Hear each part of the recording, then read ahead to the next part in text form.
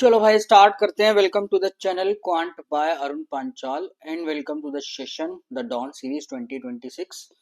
तो गाइज जो स्टूडेंट अभी रिसेंटली चैनल पे ऐड हुए हैं उनको मैं एक बार बता देता हूँ कि हमने द डॉन 2026 के नाम से आपकी एक सीरीज स्टार्ट की है जो उन स्टूडेंट्स के लिए कंफर्टेबल है ना, जो एसबीआई पीओ और आईबीपीएस पीओ मेंस का आपका प्रिपरेशन करना चाह रहे हैं या प्रिपरेशन आप अपनी कर रहे हो। ठीक है, आईबीपीएस पीएस ठीक है। तो ऑलरेडी सेशन हमारे आई थिंक 10 हो चुके हैं, है ना। तो सेशन नंबर 11 आज हम लोग करेंगे। तो जो स्टूडेंट ने अभी तक नहीं स्टार्ट किया, अगर वो करना चाहते हैं तो द डॉन 2026 के नाम से आपकी प्लेलिस्ट भाई बनी हुई है। तो अपनी पेज से अपनी जो भी आपकी टॉपिक रिक्वायरमेंट्स है आप उनके हिसाब से उन पुराने सेशंस को कर सकते हो। ठीक है, अगर जो स्टूडेंट्स इन सेशंस के लिए अभी कंफर्टेबल नहीं है, इन सेशंस का मतलब क्या है, जो एसबीआई पीओ और आईबीपीएस पीओ तक अभी आप सीधा नहीं जाना चाहते, तो उनके लिए क्लर्क मेंस लेवल के जो भी एग्जाम होते हैं द राइज 2026 के नाम से उनकी एक अलग से प्लेलिस्ट बनी हुई है। भले ही देखो इसमें अभी 2 सेशंस हुए हैं ना, तो इसके सेशंस पे भी मैं है ना थोड़ी सी इसकी फ्रिक्वेंसी इंक्रीज कर दूंगा।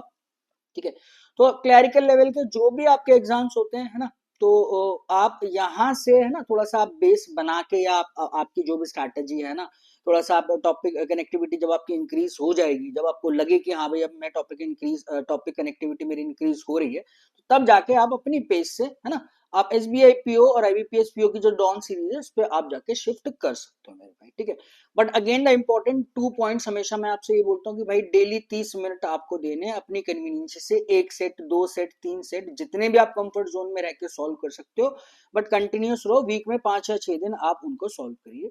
ठीक है, और second the most most important thing, videos unnecessary आपको नहीं देखना है।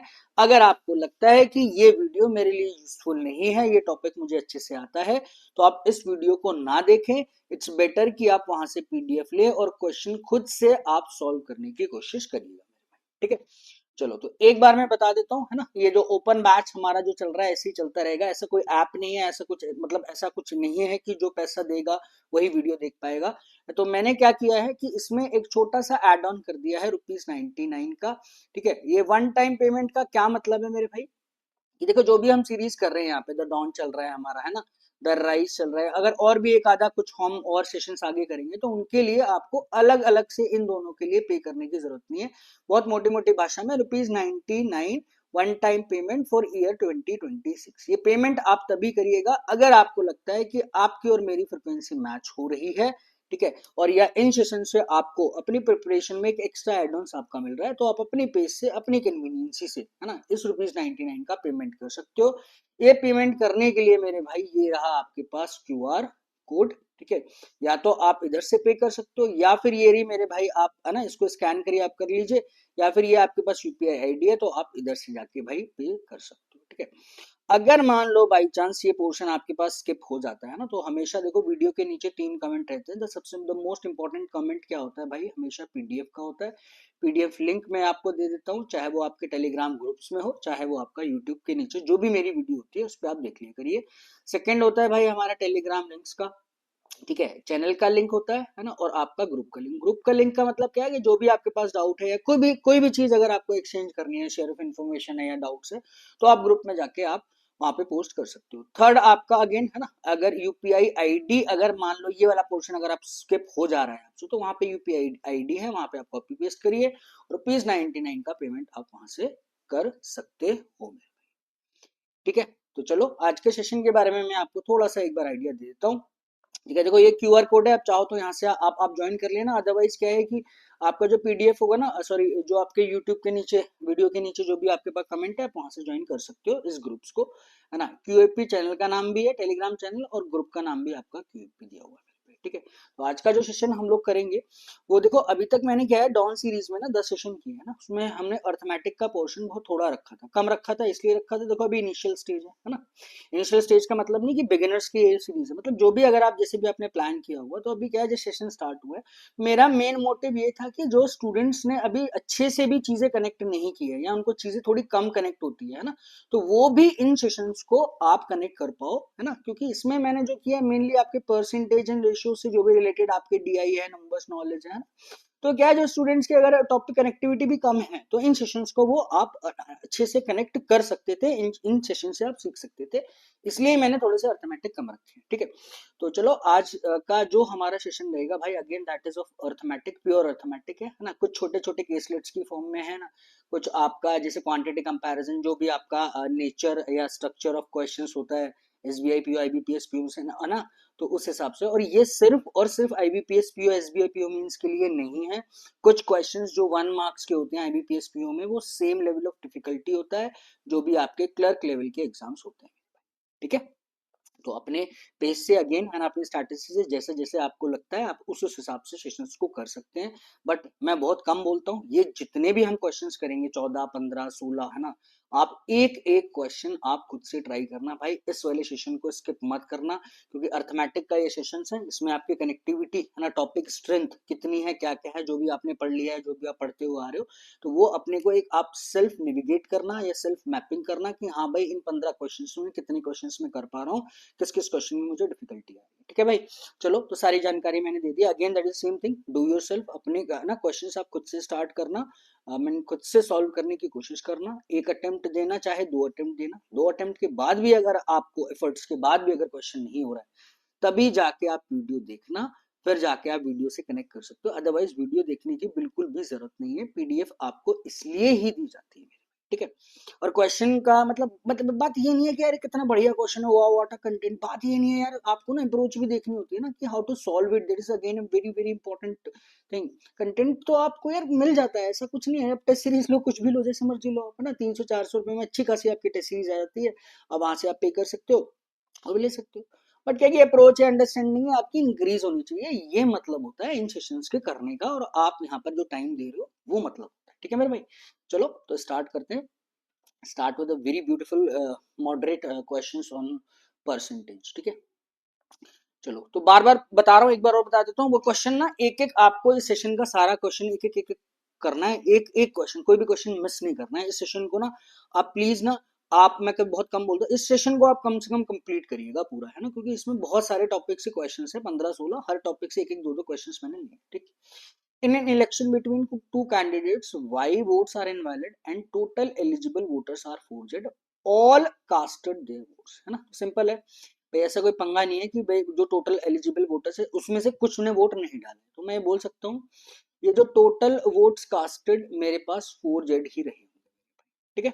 अब देखो simple, one by one line में पढ़ रहा हूँ, है ना, क्वेश्चन को कैसे अप्रोच करना है, सिर्फ simple one by one line पढ़ते रहो। वाई वोट्स आर इनवैलिड, देखिए टोटल कास्टेड हुए थे, वाई अगर इनवैलिड है तो this is very obvious, 4Z minus Y मेरे पास क्या बचेंगे, these are the valid votes, ठीक है। अब क्या बोल रहे हैं, P secured 60% of the valid votes and won the election by 0.5 votes, ठीक है।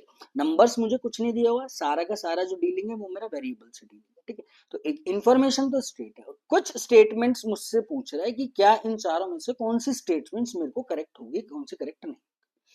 अब आप देखो this so simple, valid votes अगर मेरे पास 4Z माइनस वाई है, पी को जो मिल रहा है इन वैलिड वोट्स का 60% ऑफ वैलिड वोट्स मिल रहा है, यानी पी इज अ विनर, है ना। तो ऑब्वियस सी बात है, जो क्यू यानी जो लूजर होगा उसको इस वाले पोर्शन का कितना परसेंट मिलेगा, 40% मिलेगा, इसमें तो कोई दिक्कत नहीं है भाई, इस वाली क्वांटिटी का, भाई कैंडिडेट मेरे पास दो ही है इन इलेक्शन बिटवीन टू कैंडिडेट, एक कैंडिडेट को इस वाली क्वांटिटी का 60% मिला है, तो दूसरे को तो भाई इसका 40% मिलेगा, है ना। अब क्या है कि पी और क्यू के वोट्स का जो मार्जिन रहेगा वो कितना परसेंट रहेगा, this is 20% of 4Z minus Y, वो आपको बराबर दिया है कितने वोट से जीत गया, वो दिस इज 0.6 वाई वोट से वो बंदा आपका इलेक्शन जीत चुका है, ठीक। अब आपका एक रिलेशन आ जाएगा जेड और वाई के बीच में, this is 4Z minus Y, आप उसको इधर शिफ्ट कर दो मेरे भाई, ये 1/5 होता है ना, तो इसको 5 टाइम्स ऑफ 0.6 वाई, 6 पंजे 30, 3 वाई, तो ये आ गया 4Z minus Y equal to 3 Y, 4Z equal to 4y, now I got a relation z equal to, अब देखो दो ही वेरिएबल थे, दोनों मेरे पास इक्वल आ गए या कोई रेशियो आ गया मेरे पास, तो सिंपल है कि जो भी सारा सिनेरियो ये पूछता है ना, तो सारी की सारी चीजें मैं परसेंटेज एंड रेशियोज में निकाल सकता हूँ, एग्जैक्ट परसेंटेज निकाल सकता हूँ, एग्जैक्ट नंबर्स में नहीं निकाल सकता, ठीक है। तो इसको मॉडरेट है ना, थोड़ा सा इक्वेशन फ्रेमिंग ही मीन्स में क्वेश्चंस को, है ना, लैंग्वेज इंटरप्रिटेशन, इक्वेशन फ्रेमिंग, या जो बोलते हैं एल्जेब्रिक एक्सप्रेशन ही क्वेश्चन को भाई आपका थोड़ा सा लेंदी बना देते हैं, है ना। अदरवाइज जो बेसिक कॉन्सेप्ट है वो का वही रहेगा आपके पास, ठीक। तो अब मांग क्या रहा है ना, वो हम लोग देख लेते हैं। Find which of the following statement is are definitely true, है ना। अब इसमें से देखना है ट्रू कौन सी। अब सारा डाटा क्या पूछ रहा है वो तो अपने को नहीं पता, ऐसा ना निकालने मत लग जाना स्टार्टिंग में, है ना, but just to know this first read out की what he is asking. P secured 45% of the total eligible voters, total eligible voters के रिस्पेक्ट में मांग। तो सबसे पहले स्टेटमेंट वन हम लोग चेक करें, पहले P के वोट्स देखो आप कितने। P को मिला है 60% of the quantity 4Z minus Y का। 60% कितना होता है 3/5, है ना।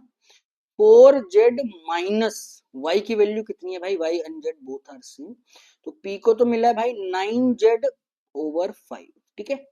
ये रेस्पेक्ट किसके मांग रहे हैं, total eligible voters, total eligible voters या total casted vote both are same, क्योंकि जितने भी एलिजिबल थे सबने आपका वोट कास्ट किया। तो मैं एक तरीके से रेशो निकाल लूं तो परसेंटेज भी निकल जाएगा, है ना। जेड से जेड तो वैसे भी कैंसिल आउट होना है। रेशो कितना है 9 और 20, ये 20 पोर्शन क्या डिनोट कर रहा है, जो टोटल एलिजिबल वोटर्स है ना। इसको आप लिख दो, कंफ्यूजन ना हो, है ना, क्योंकि इसमें ये है कि जितने भी मेरे पास एलिजिबल वोटर्स है सबके सबने वोट आपका कास्ट किया, इज इट, ठीक है। तो परसेंटेज ऑफ पी कितना आ गया 9/20, इतना तो क्लियर है ना। Multiply by 100, this portion is equal to 45% अपने पास आ जाएगा। क्लियर, इसमें कोई दिक्कत नहीं है। That means first is correct. Second तो मुझे पता है जेड इक्वल टू वाई है, जेड इक्वल टू 2y तो है नहीं भाई, this is cancel out. Next आ जाओ, the vote secured by Q R 20% more than z. भाई 20% मोर देन जेड कितना होता है 1.2 जेड, ना, ये तो है। तो पी क्यू के जो वोट्स आने चाहिए, जो मतलब लूजर कैंडिडेट है अदर देन पी, वो 6Z/5 आने चाहिए। तो अब आप देख लो क्यू के वोट्स जो है वो 40% ऑफ द पोर्शन मिला है उसको। भाई 40% कितना होता है 2/5 मल्टीप्लाई, ये तो 4Z माइनस जेड कितना आएगा, ये तो 3Z आएगा, है ना। ये तो मेरे पास आ रहा है भाई 6Z/y भी आ रहा है, ठीक है। Again this statement is correct, clear. अब ये जेड और इक्वल टू वाई है, इसमें तो कोई दिक्कत नहीं है। 3Z प्लस ये कितना गया 4Z/जेड, 7Z/जेड कितना आता है 7, that means 7 is again a prime number. Beautiful question, ठीक है। तो पहली सही है ना, सिर्फ सेकंड इनकरेक्ट है, बाकी rest 3 are correct. First second and fourth is option number D is your correct answer, ठीक है। तो आप देखोगे, देखो कॉन्सेप्ट क्लैरिटी आपके पास है ना। ऐसा कुछ नहीं है कि भाई ऑब्वियस सी बात है, जब आप ये मींस के सेशन करो तो कॉन्सेप्ट क्लियर होंगे आपके पास। बट अब देखो ना कि अलजेब्रा जो इक्वेशन फ्रेमिंग है वही क्वेश्चन को लेंथी बना रहा है, या वही उसको मेंस की तरफ लेके जाता है। अदरवाइज अब इसमें अगर आपको एग्जैक्ट नंबर्स में दे देता, है ना, ज्यादा इसमें छेड़खानी ना करता, सीधे सीधे नंबर दे दो आपको, या तो क्लर्क मेंस का बन जाएगा या आपको प्रीलिम्स एसबीआई पीओपी का बन जाएगा, ठीक है। चलो तो भाई यार वॉइस आ भी रही है ना। हाँ वॉइस तो क्लियर होनी चाहिए। चलो नेक्स्ट आओ भाई, नेक्स्ट क्वेश्चन किसका है। Again that is a question from percentage, ठीक है। Arun invested rupees 20,000 in a fund. At the end of the year, he incurred a loss of Z% and his balance is rupees 5. This balance was invested for another year. Grew up the percentage of growth in the second year was 5 times the percentage of loss in the first year. ठीक है, देखो this very no language थोड़ा सा आप देखो उसने क्या बोला समझना। भाई मेरे पास 2,000 रुपए 20,000 रुपए थे, मैंने क्या किया, Z% मैंने कुछ भी लगाया हो वट एवर, मुझे जो लॉस हो रहा है एक साल के अंदर वो Z% का हो रहा है, यानी दिस इज Z%। अब मेरे पास Z% निकालने के बाद जो पैसा बचा होगा वो वाई बचा होगा, ठीक है।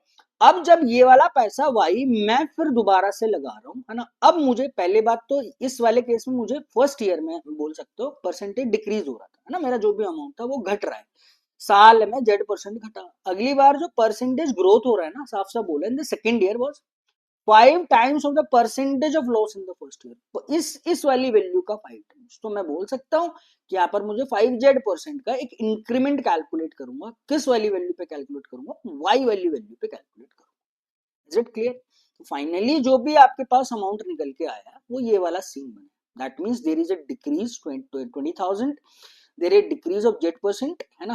now whatever you got the amount, then there is an increase of 5Z% on this value, है ना, y पे वैल्यू। इतना तो क्लियर होता है।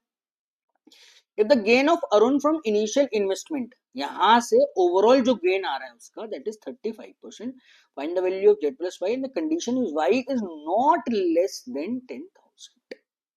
ठीक है, वाई मेरे पास 10,000 से कम नहीं होना चाहिए।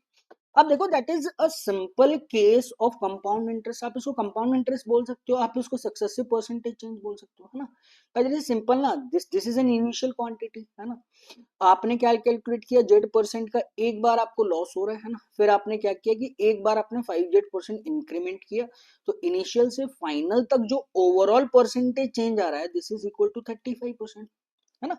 ये मेरे पास एक छोटी सी वैल्यू है, ठीक है, आई मीन छोटी सी इन्फॉर्मेशन। तो सिंपल है ना, आप अप्लाई करो कि सक्सेसिव परसेंटेज चीज, है ना, इतना क्लियर है ना।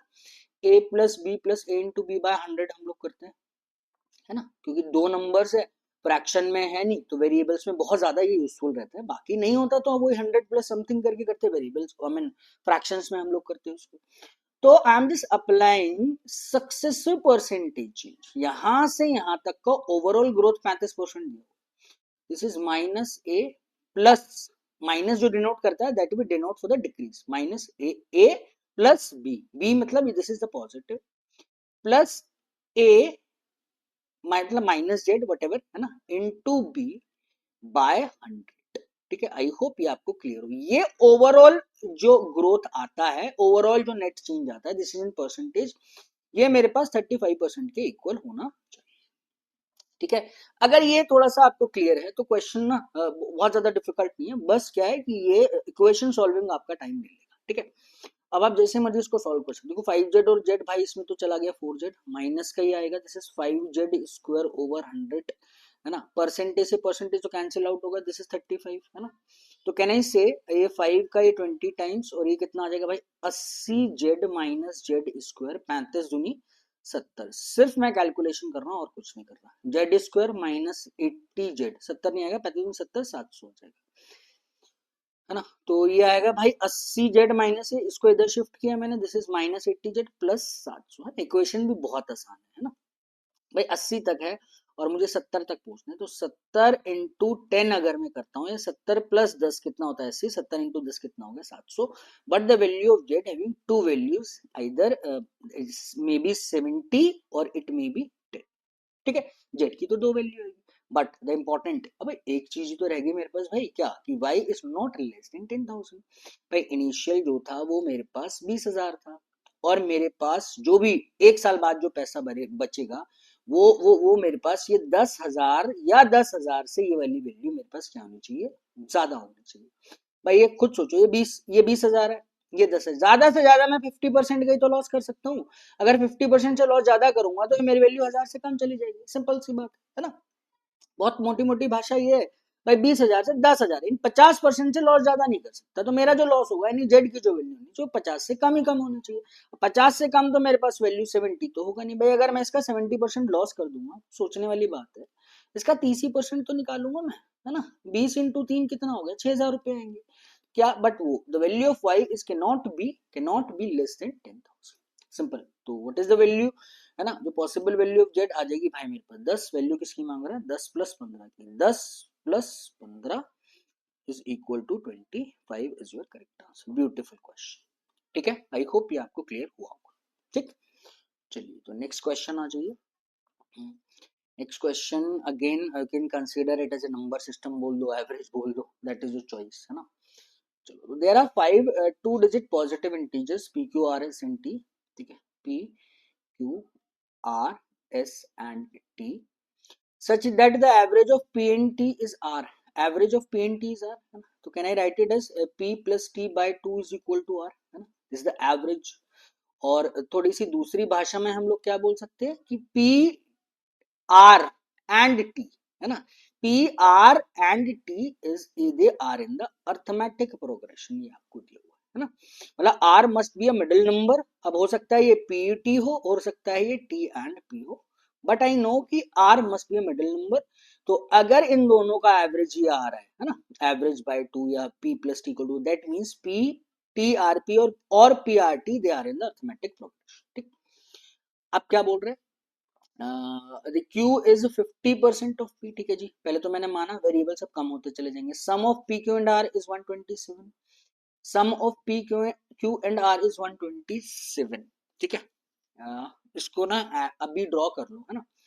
अब देखो Q जो है 50% ऑफ P दिया हुआ है, sum of P Q and R is 127 दिया हुआ है, ठीक है। तो जो जो इन्फॉर्मेशन है फिलहाल हाथ के हाथ लिख लेते हैं। Q is 50%, तो let it be Q, P is 2x, let it be x में इसको मान लेता हूँ, समझना this is 2x and this is x। R और T और P में एक रिलेशन मुझे दिया हुआ P plus T equal to 2R, ठीक है जी। इन तीनों का जो सम मुझे दिया हुआ है ना, दिस इज व्हाट 127 है ना, ये तो बोल रहा है the sum of P Q and R is 127, P plus Q plus R, P plus Q plus R is equal to 127, clear. अब आप आ जाओ एस के बारे में। S is even number such that its unit place digit is one third as that of its tens place digit, ठीक है।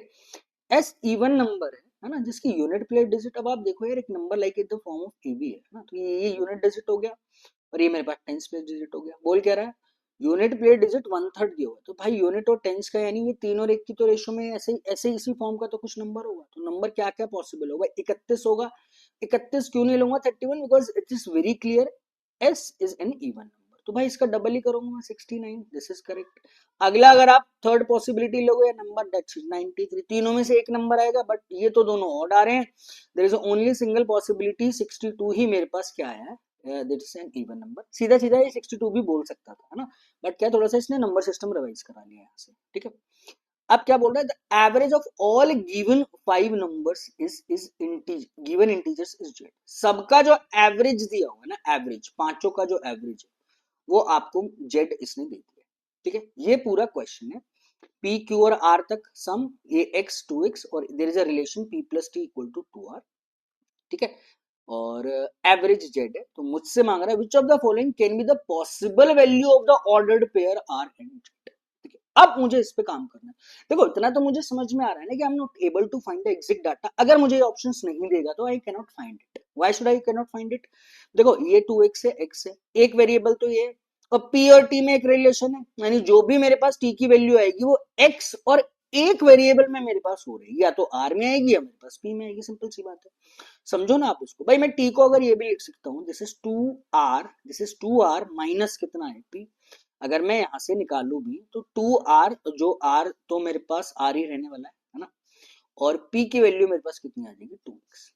आप देखो p मेरे पास क्या है 2x, x एक रिलेशन है मेरे पास, और r अगर यहाँ पे भी आप समझने की कोशिश करो, this is 2r minus 2x, this is the value of t।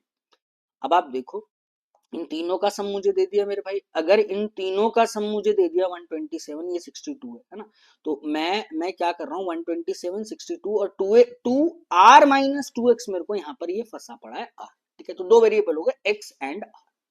समझाने का ये मतलब है कि इस क्वेश्चन में without option I can not find out the values, ठीक है। अब इंपॉर्टेंट क्या है, अप्रोच आपकी इंपॉर्टेंट रखती है कि आप इसको कैसे सॉल्व करो, तो मैं उसी मेथड से बताऊंगा जब मैंने इसको फर्स्ट टाइम सॉल्व किया था, ठीक है। तो ये सिर्फ समझने वाली चीजें थी कि 2x हाँ ये वैल्यू रखा, और मैं सिंगल विदाउट ऑप्शंस इसको cannot it find with lot of possibility. अब आप समझो p plus Q plus R, वो क्या बोल रहा है कि एक ऑर्डर्ड पेयर है, यानी r और z, यानी r मिडिल नंबर और एक एवरेज की कौन सी वैल्यू मेरे पास निकल कर, ठीक है, ये आएगा। अब आप समझना जरा मैंने इसको कैसे कैलकुलेट किया, भाई p इज 2x है ना, दिस इज x, r की जो भी वैल्यू आएगी वटेवर है ना, इसमें तीन वैल्यू है भाई, 64, 62, 60 और 60, ठीक है। देयर आर 3 वैल्यूज, जो पांचों ऑप्शन में 3 डिफरेंट वैल्यूज आपकी दी हुई है, समझना this is 120x, this is 3x plus r equal to 127 है ना। अब मैं बोल सकता हूँ कि 3x equal to 127 minus r, या I can write it as x equal to 127 minus r over 3। कहने का मेरा सिर्फ ये मतलब था इस वाले स्टेटमेंट से, भाई ये जो भी p और q निकल कर आएंगे ना x, भाई x मेरे पास इंटीग्रल वैल्यू होनी चाहिए, that mean x must be A multiple of 3, x जो होना चाहिए वो 3 का मल्टीपल होना चाहिए ना। अब आप समझना भाई इस स्टेटमेंट से यही तो मुझे मिला कि x जो होना चाहिए इट्स अ मल्टीपल ऑफ 3।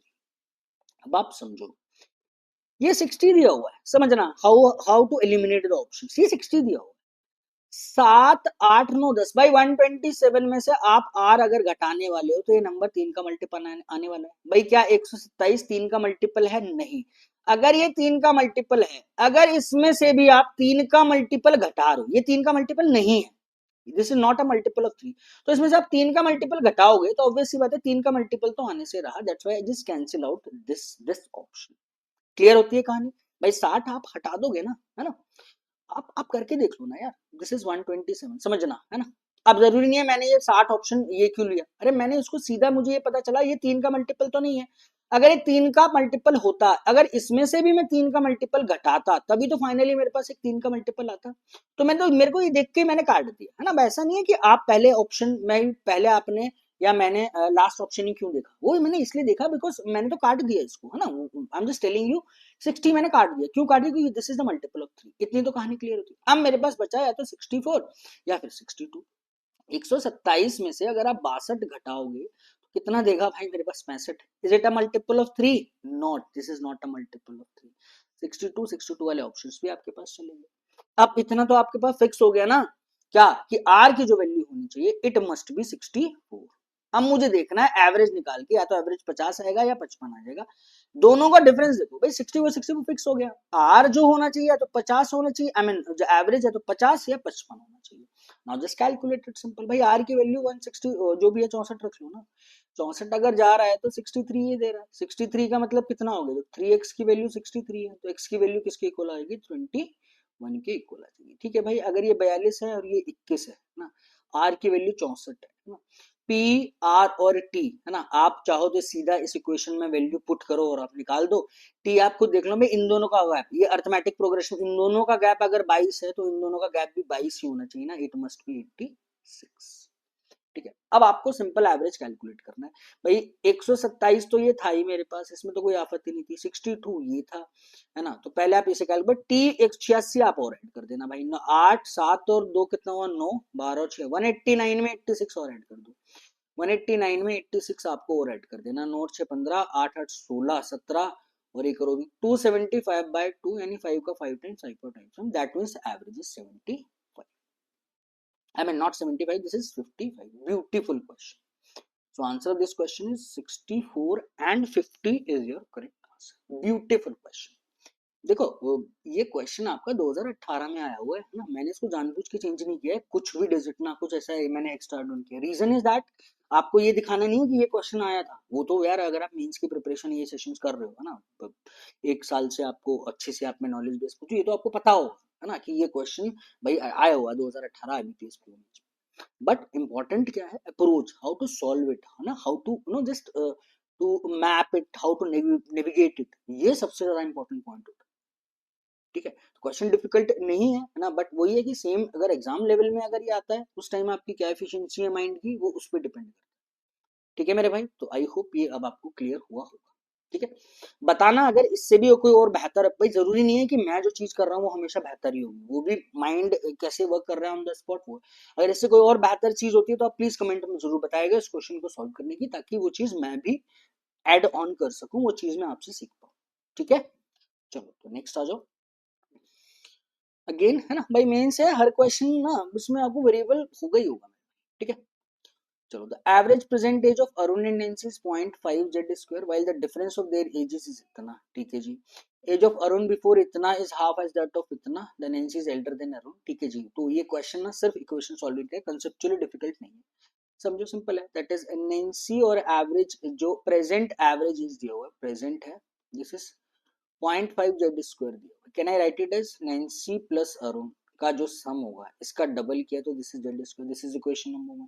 ठीक है, और क्या scenario? The difference between there ages is 40 minus 3z, है ना, और यहाँ पर एक लाइन और दी है, Nancy is elder than Arun, तो can I write it second equation, Nancy minus Arun should be equal to this is 40 minus 3z। ठीक है, दीज आर टू इक्वेशंस। ठीक, अब आप नेक्स्ट पे आओ। नेक्स्ट क्या बोलता है? एक सिनेरियो और दिया था कनेक्ट करने का, क्या? ए अरुण की एज जेड बाय 2 ईयर्स पहले, यानी 0.5 जेड लिख दो आप, है ना, बस वे ऑफ राइटिंग है आपका। इज हाफ, ये जो है वो आधी है किसका? अरुण की एज कितने साल बाद भाई? 2 साल बाद। ठीक है, इसमें कंफ्यूज मत होना, that while the difference of there age is after Y, इस वाई कोई मैटर ही नहीं करता यार। मेरी और एज की, मैं अरुण है ना, मेरा बेटा कबीर, आई एम 37, कबीर मान लो 10 साल का है ना, तो आने वाले ये गैप तो 27 साल का सेम ही रहने वाला है ना, ये तो कभी चेंज नहीं होगा ना, चाहे मैं आने वाले 50 साल बाद भी बात करूं, ठीक है। तो दिस वेरी स्मॉल पॉइंट, बार बार जब भी एजेस के क्वेश्चन करते हैं ये पॉइंट बताता हूँ, ये फर्क नहीं पड़ेगा, डिफरेंस ले रहा हूँ ना, तो ये तो दोनों में सेम पार्ट है, तो ये तो डिफरेंस क्रिएट करेगा ही नहीं, है ना, क्लियर। तो इसे आप वाई लिखो, जेड लिखो, एम लिखो, कोई फर्क नहीं पड़ता। तो now I got age of Arun, है ना, दिस इज 2a माइनस का जेड कर दो मेरे भाई, 2a minus Z equal to a plus 2z, तो ये दिया हुआ है, ठीक है। सिनेरियो क्या बना, a की जो अरुण की जो एज आ गई 2z प्लस जेड कितना हो जाएगा, 3z हो जाएगा, क्लियर। अब देखो अरुण की एज 3z हो गई मेरे भाई, एक रिलेशन नैन्सी और दोनों का गैप मुझे दिया हुआ है ना, तो मैं यहाँ से निकाल सकता हूँ ना, नैन्सी माइनस अरुण की एज कितना है, माइनस का 3z equal to 40 minus 3z, cancel out, तो नैन्सी की जो प्रेजेंट एज आ गई वो तो मेरे पास 40 आ गई है, ठीक है। अब मांग क्या रहा है वो देख लो, find the present age of Nancy, वो तो हम लोग निकाल पा रहे हैं, दिस इज 40। अब क्या मान रहा है, the present age of Nancy of Arun, Arun and Kabir 1:2, ठीक है, the present age of Kabir. अच्छा, जेड निकाल सकते हैं हम लोग इसके अंदर, हाँ जेड तो शायद निकल जाना चाहिए, देखो जेड निकलेगा ना, हाँ जेड निकल जाएगा, अरुण की एज 3z है ना, नैन्सी का तो एग्जैक्ट नंबर आ गया, this is 40 plus 3z, this is equal to Z square, again that is quadratic, Z square minus 3z minus का 40 आएगा मेरे पास भाई, इसमें कोई आपत्ति नहीं है ना, 8 पंजे 40 माइनस का 8z प्लस का 5z, 8 पंजे 40 माइनस का 8 और प्लस का 8z, ये मेरे पास एक इक्वेशन के फैक्टर्स बन गए, ठीक है। तो जब आप देखोगे तो ये वाला पोर्शन तो इधर जाके पॉजिटिव हो जाएगा, 8 तो ये आ गया, माइनस का 5 ये आ जाएगा, जेड को मैं नेगेटिव तो लेने वाला हूँ नहीं, है ना, ठीक है, जेड को नेगेटिव ले सकते हैं क्या हम लोग, नहीं, age of Arun before Z by 2 years है ना, नहीं, ठीक है, जेड का एक ही वैल्यू है, जेड इज इक्वल टू 8। अब आप देख लो अरुण की जो एज है भैया वो कितनी थी, 3z, दिस इज 3 इंटू 8, 8 थी, कितना हो जाएगा मेरे पास, 24 हो जाएगा, ठीक है। अब मान क्या रहा है, second quantity ratio of the present age Arun और कबीर, यानी कबीर इसका डबल एज का है मेरे भाई, दिस इज 48, पहली quantity 40, second 48, beautiful question, quantity 1 is less than quantity 2 is your correct answer, ठीक है मेरे भाई। चलो तो नेक्स्ट आ जाओ, that is again a super beautiful question, ठीक है, ऑन ऑन आपका परसेंटेज चेंज बोल सकते हो या आप भाई सिंपल आपका प्रॉफिट एंड लॉस, है ना भाई, परसेंटेज से तो कनेक्ट है, ठीक है।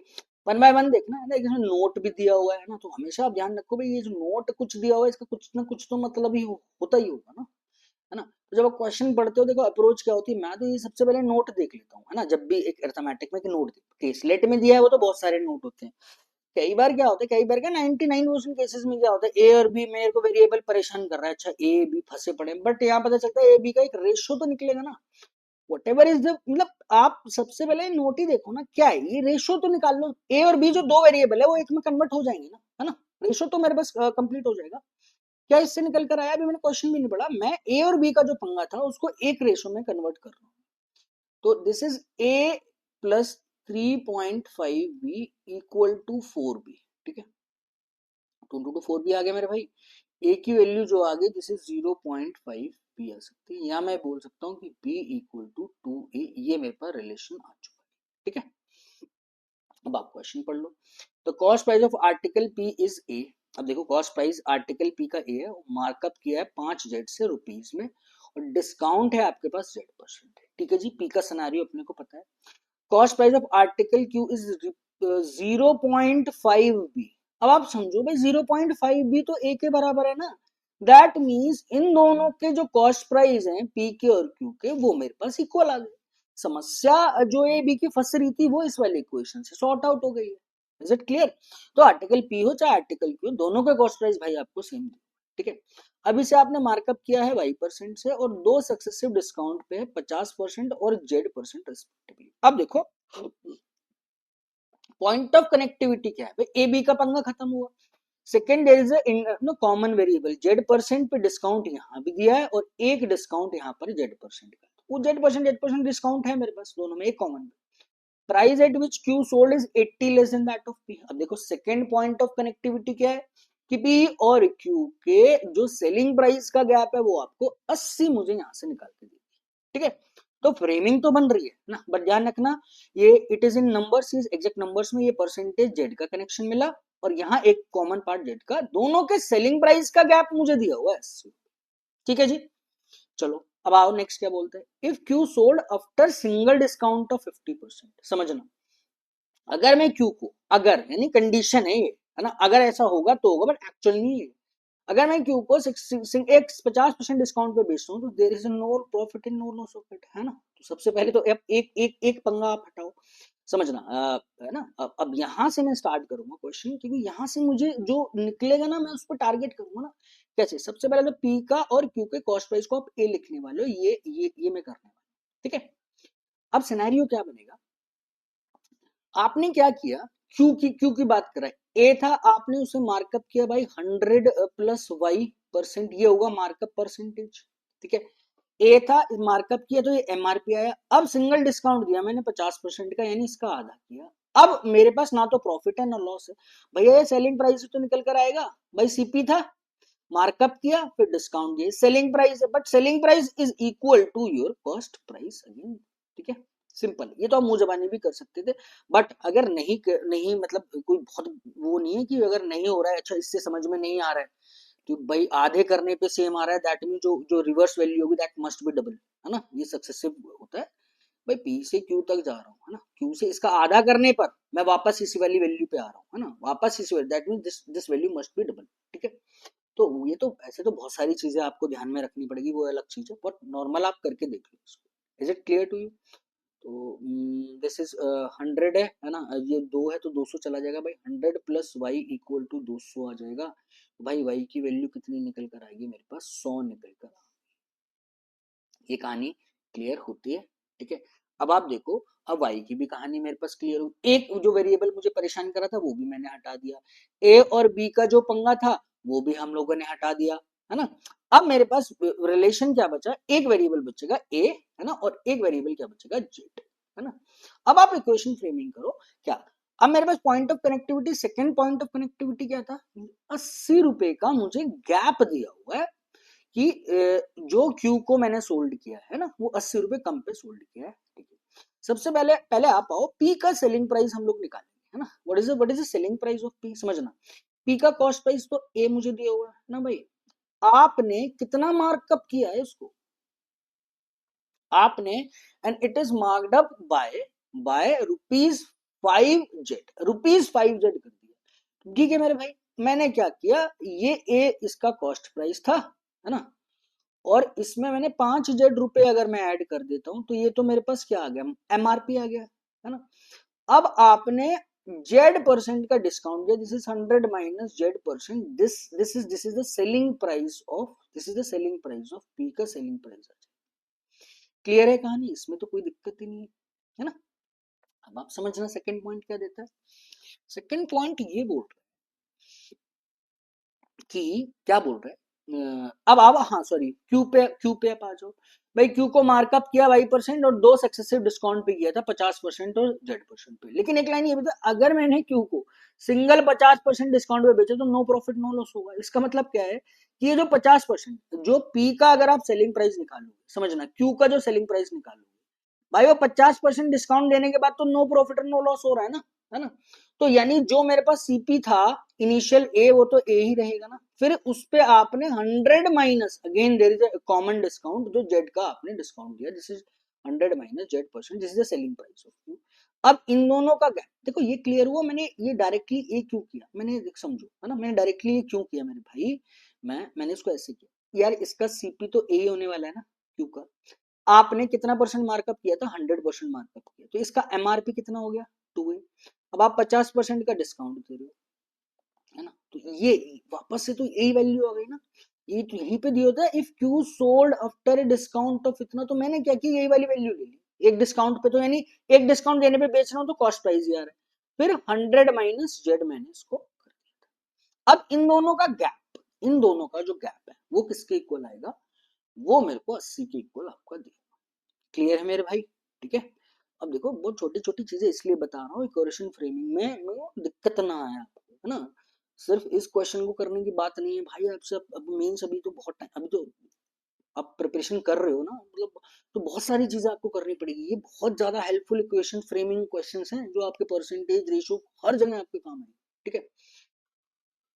तो अब आप आ जाओ, इन दोनों का गैप है ना, तो इसका ये समझना, जैसे a+5z है ना, this is in percentage 100 minus z% minus a 100 minus z%, this portion is equal to 80, ठीक है। यहाँ तक कोई दिक्कत नहीं। 100 माइनस z% भैया कॉमन ले लो, 100 माइनस z% अगर मैं कॉमन ले लेता हूँ तो ये मेरे पास कितना आएगा, a+5z minus a is equal to 80, ठीक है। कैंसिल आउट किया, इसको इससे कैंसिल आउट करो। अब देखो 100 minus Z over 100 into 5z is equal to 80, फिर से आपके पास क्वाड्रेटिक इक्वेशन बन जाएगी, ठीक है। अब जैसे मर्जी इसको सॉल्व करो, ये कितना आ जाएगा 1600, तो ये आ गया 100z माइनस ये कितना आएगा z² इक्वल टू 1600, ठीक है।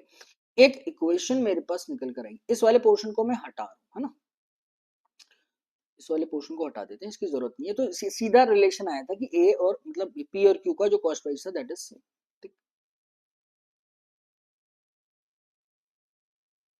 अब आप देख लो मेरे भाई, इक्वेशन आपके पास बन गई। क्या बन गई इक्वेशन, दिस इज z², इसको इधर शिफ्ट किया, माइनस का 100z प्लस का 1600। देखो इक्वेशन के आज की जो भी बनी है वो नंबर्स बहुत आपके आसान है भाई। 80 8 दूनी 16, 80 और 20 लग सकते हो, दोनों के दोनों पॉजिटिव होंगे। इसका मतलब जेड जो मेरे पास निकल कर आ रहा है वो दोनों के दोनों पॉजिटिव होंगे, 80 और 20। अब जेड का एक बार आप थोड़ा सा ध्यान देख लेना, क्या हम लोग देख लेंगे, एक बार सेटिस्फाई करा के देख लेना। सेटिस्फाई करने का मतलब है कई बार क्या होता है जैसे कि जेड नेगेटिव में आ रहा है, अगर मान लो ये जेड मेरे पास एक बार 100 आ जाता या मेरे पास 120 आ जाता, 100 से ज्यादा नहीं आना चाहिए, डिस्काउंट या जो भी परसेंटेज डिक्रीज है वो 100 से ज्यादा ना हो, इस चीज को ध्यान रखें। तो भाई अब मेरे पास 100 से ज्यादा कोई वैल्यू है भी नहीं, तो इसका मतलब मैं कंसिडर करूंगा दोनों, है ना। एक बार चेक करके देखना है आपको। मान लो अगर ये 120 आ जाता जेड, 120 तो वैसे भी नहीं लेने वाले थे, क्यों भाई, जेड 120% का डिस्काउंट तो मैं मैग्नेट मतलब वो पॉसिबल नहीं है ना, है ना। यहाँ पर तो आई जेड की दो वैल्यूज, ठीक है। अब आप क्वांटिटी देख लो, y-20, y तो 100 था, 100 में से 20 गया तो कितना बचेगा 80, value of Z is 80 and 20, beautiful question, ठीक है। इसका मतलब क्या है, क्वांटिटी 1 इज ग्रेटर देन और equal to quantity 2 is your correct answer, ठीक है मेरे भाई। ये जो है 80 या एक बार तो इसके बराबर होगा, एक बार ये पोर्शन क्या होगा इससे बड़ा होना चाहिए। Is it clear to you मेरे भाई, क्लियर है। तो आंसर आप देखो, क्वांटिटी 1 इज ग्रेटर देन और equal to quantity 2 is correct answer, ठीक है। नहीं नहीं नहीं, इक्वल नहीं होगा, हाँ हाँ इक्वल बड़ा ही है ना क्वांटिटी में, ठीक है ठीक है। चलो तो मेरे भाई अब आप आ जाओ नेक्स्ट क्वेश्चन। नेक्स्ट आपका that is from application of TSD बोल दो, बोटन स्ट्रीम बोल दो, टाइम स्पीड डिस्टेंस बोल दो, चॉइस है आपकी, ठीक है। एक सेकंड रुकना जरा।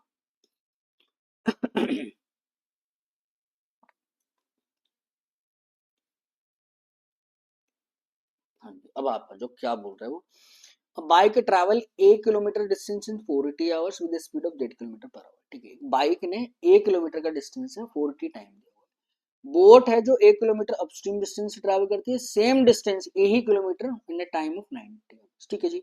अभी तक तो ये समस्या है, 1 किलोमीटर का डिस्टेंस, 1 kilometre upstream, same 1 kilometre downstream 90 hours.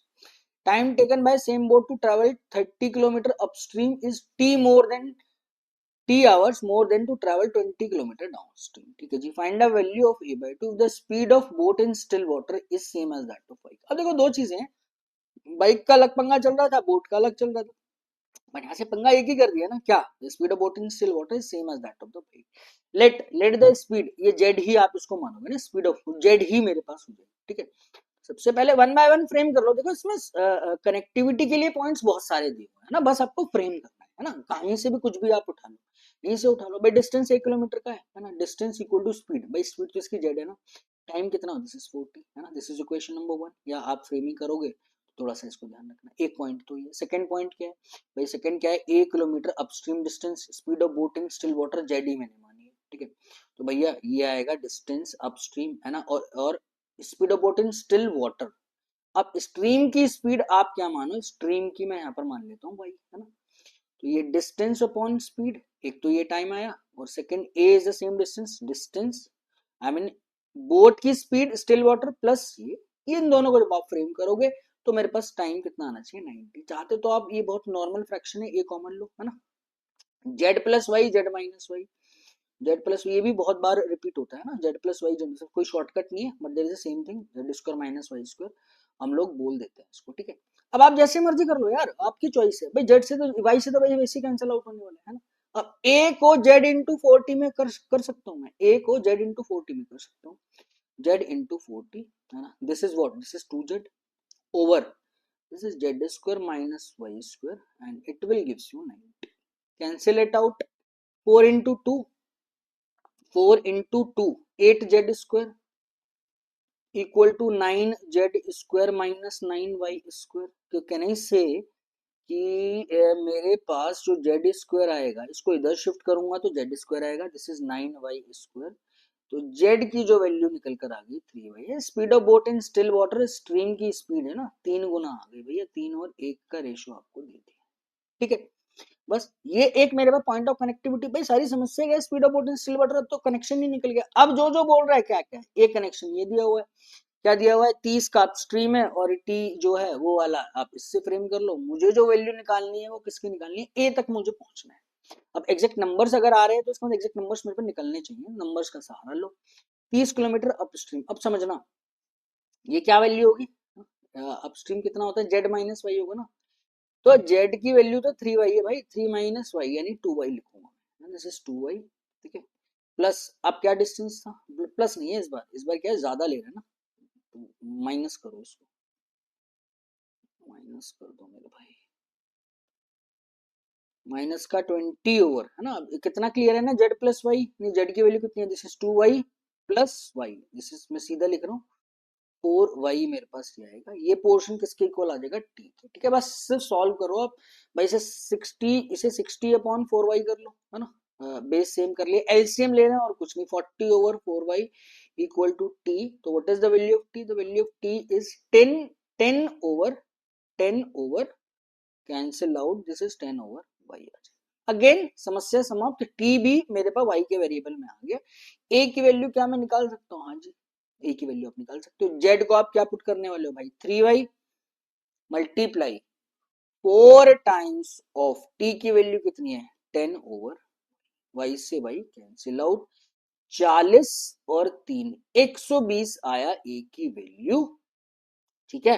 a/2 मुझसे मांग रहा है, तो this is 120/2, this is equal to 60 is your correct answer. Beautiful question भाई, मतलब अल्टीमेट क्वेश्चन है, क्योंकि जो स्ट्रक्चर आपका मेंस का है ना, एसबीआई का है ना, या आईबीपीएस का, इक्वेशन फ्रेमिंग विद वेरिएबल्स, बहुत ज्यादा कंसेप्चुअल क्वेश्चन नहीं, बट इक्वेशन फ्रेमिंग जो आपका है वो बहुत ज्यादा इंपॉर्टेंट पार्ट है।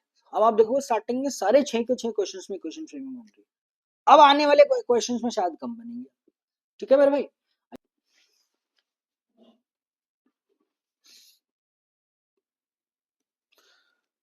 अब आप आ जाओ भाई नेक्स्ट पे आपका एक छोटा सा केस लेट दिया होगा आपका टाइम स्पीड डिस्टेंस पे, ठीक है।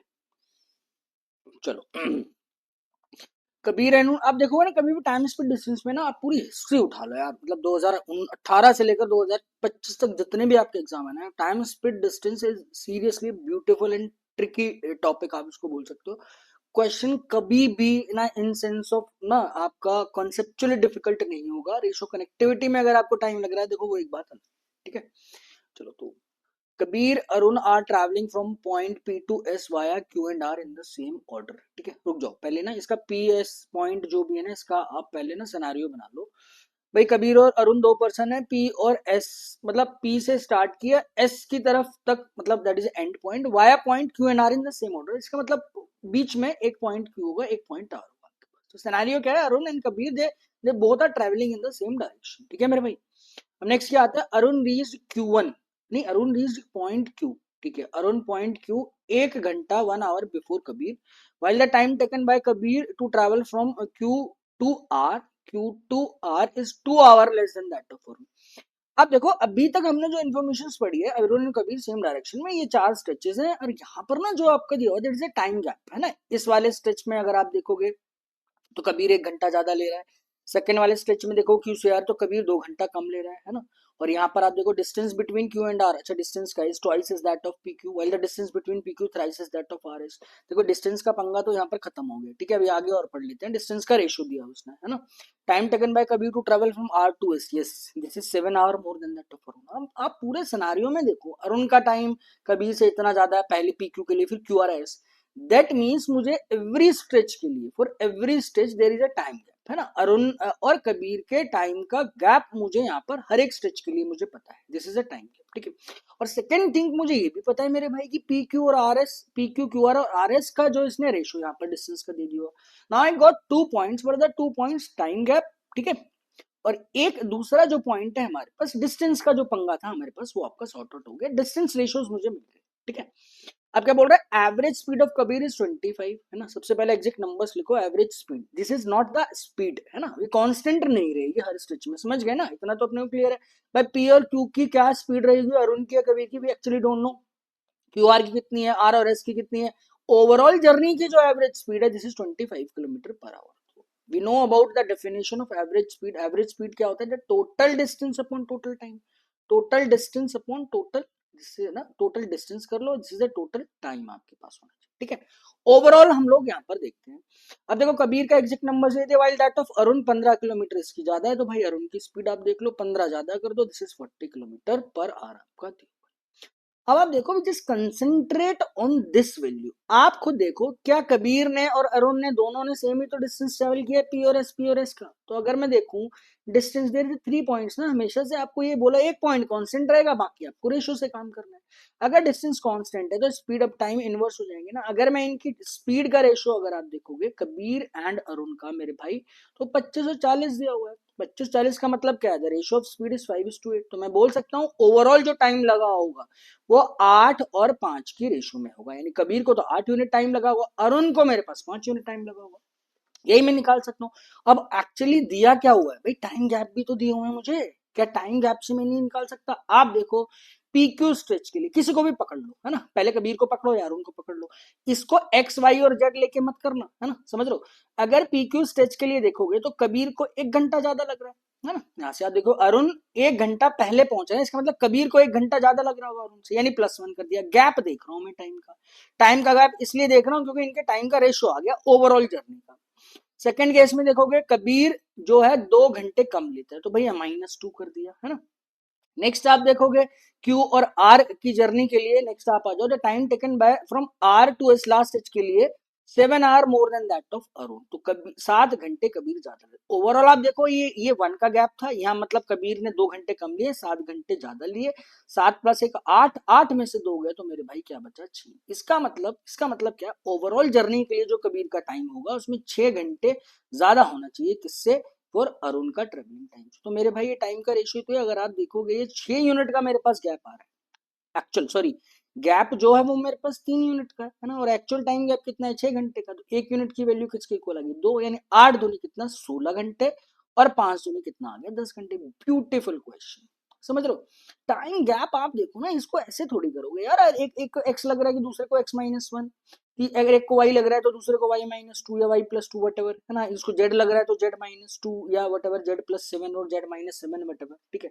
ऐसे थोड़ी करोगे, और ऐसे भी करोगे तो टोटल टाइम भी तो देखोगे x+y+z, है ना। तो ये तो दोनों में मेरे पास क्या है, पोर्शन सेम है, it will B cancel out, तो कैंसिल आउट हो जाएगा, ठीक है। आप देखोगे सिनेरियो सिर्फ इतना था, डिस्टेंस इज कांस्टेंट, स्पीड का रेशियो पता चल गया, टाइम का रेशियो मुझे यहाँ पर पता चल गया। मुझे ये पता चल गया कि ओवरऑल कबीर को जो लगने वाले हैं वो 16 घंटे, तो 25 की स्पीड, और अगर 16 घंटे ट्रैवल करता है वो 25 की ओवरऑल स्पीड, तो टोटल डिस्टेंस निकल जाएगा ना, 25 250, 25 150, this 400 kilometre, and this distance also covered by Arun. Arun की स्पीड ओवरऑल 40 है, वो 10 घंटे ट्रैवल करता है, तो इसका मतलब जो टोटल डिस्टेंस निकला this is beautiful 400 kilometre. Finish, caselet finish हो गया। अब क्या मांग रहा है, कौन से स्ट्रेच में क्या क्या मांग रहा है, क्या क्या हो सकता है, वो बात की चीज है, depend on the question. But मैं ये पता भी नहीं लगा सकता क्या, कि भाई अगर बोलोगे भाई बताना जरा क्यू और आर के बीच में अरुण की स्पीड क्या रहेगी, कबीर की स्पीड क्या रहेगी, मुझे नहीं पता, आई can not found it from this data. Why, ये एवरेज स्पीड दी हुई है आपको, एक्चुअल डाटा नहीं है। एवरेज स्पीड यानी आपकी स्पीड हमेशा मैं नॉर्मली कांस्टेंट रखता हूँ ना, एक जर्नी से बस यहाँ पे फ्लक्चुएट हो रही है, चेंज हो रही है ना। अब हो सकता है ये यहाँ पर बराबर भी हो सकता है ये 40 से ज्यादा हो, कई बार 40 से कम हो सकती है। ठीक है, एक रेशो इसने और दिया हुआ था, क्या क्या था, डिस्टेंस का कहीं से भी पकड़ लो, क्या था, अगर निकालना चाहो अभी तो distance between Q and R is twice as that of P, और distance between P and Q is thrice as that of R. P और क्यू इसका ट्रिपल है, अगर ये एक है ना, तो ये 3 होगा, है ना, और क्यू और आर जो यहाँ पर दिया हुआ था twice is that of P Q, तो इसका डबल किया तो ये आ गया भाई पी क्यू, 3, यानी जो रेशो आया डिस्टेंस का 3:6 रेशो बना गया। ये ये 6 7 8 9 10 यूनिट आ गए मेरे को, 10 यूनिट 400 के इक्वल है, तो 1 यूनिट की वैल्यू किसकी इक्वल आ जाएगी भाई, 40 की। ब्यूटीफुल। अगर आप ये वाला डिस्टेंस निकालना चाहो तो ये आप आराम से निकाल सकते हो। ठीक है, हटाओ इसको, डिस्टेंस अगर देखोगे इसे ट्रिपल करना है ना, 4 के मल्टीपल्स का, 4×3 = 12, 4×6 = 24, 240, 40 निकालने की ये जरूरत भी नहीं है ना अभी अभी बट क्या है कि डिस्टेंस टोटल है तो टोटल का ठीक है निकाल गया, स्पीड पता चल गई, टाइम पता चल, अब आके जो क्वेश्चन की डिमांड है वहां पे आप देख लो। ठीक है, तो आई होप क्लियर हुआ होगा। Question is seriously not difficult, but how to approach the question is the most most most important part every time in the TST questions. ठीक है मेरे भाई, चलो तो आगे बढ़ जाओ, आगे और क्या बोल रहा है। पहले सिनेरियो बनाओ, है ना, जो अपने को सिनेरियो बार बार ग्राफ से, है ना, थोड़ा सा लाइन से करते हैं तो थोड़ा सा जल्दी हो जाता है। पी क्यू का कितना सिनेरियो कुछ भी नहीं पता, है ना, कबीर और उसकी स्पीड तो ठीक है देख लेंगे। अच्छा, डिस्टेंस ये दिया हुआ था 240, 40 का ये डिस्टेंस आया था और 120 का ये डिस्टेंस, तो 280 120, ठीक है। Speed of Arun for stretch Q R is twice is that of R S, ठीक है जी। Q R is twice is that of R S, अगर इसकी स्पीड x है तो इस वाली जर्नी के लिए 2x होगा, while the time taken for stretch R S 4 घंटे कम होगा किससे, as that of Q R. Find the speed of Arun for stretch R, simple है, रेशो से करो, जैसे मर्जी करो, आपकी चॉइस है भाई। ये वाला टाइम भाई, ये डिस्टेंस है, ये डिस्टेंस आया है ना 240 ओवर, इसका क्या आएगा मेरे पास, स्पीड, डिस्टेंस ओवर स्पीड, एक टाइम ये आया, ये 40 की डिस्टेंस है, x की स्पीड से कर रहे हैं, इन दोनों में जो टाइम का गैप है वो मुझे कितना दिया हुआ है भाई, 4 दिया हुआ है। एलसीएम लेना है बस आपको भाई, इस इधर भी 2 से मल्टीप्लाई कर दो, है ना, अगर इधर 2 से मल्टीप्लाई कर रहे हो इट विल गिव्स यू 80, इन दोनों का गैप 180/2, x = 4, है ना, x की वैल्यू कितनी आ गई 160/8, 8, ब्यूटीफुल क्वेश्चन। ठीक है, 20, अब ये जो 20 स्पीड आई है फॉर ये इस वाले स्ट्रेच के लिए, क्यू आर स्ट्रेच के लिए इसकी स्पीड कितनी हो जाएगी, 40 हो जाएगी। ठीक है, चलो तो भाई बोला क्या है इसने, फाइंड द स्पीड, एक मिनट रुको यार, फिसल क्यों रहा है, चलो find the speed of Arun for stretch R S, stretch R S के लिए मांग रहा है, एक्स की वैल्यू 20 हो जाएगी मेरे पास। बेहतरीन क्वेश्चन था मेरे भाई।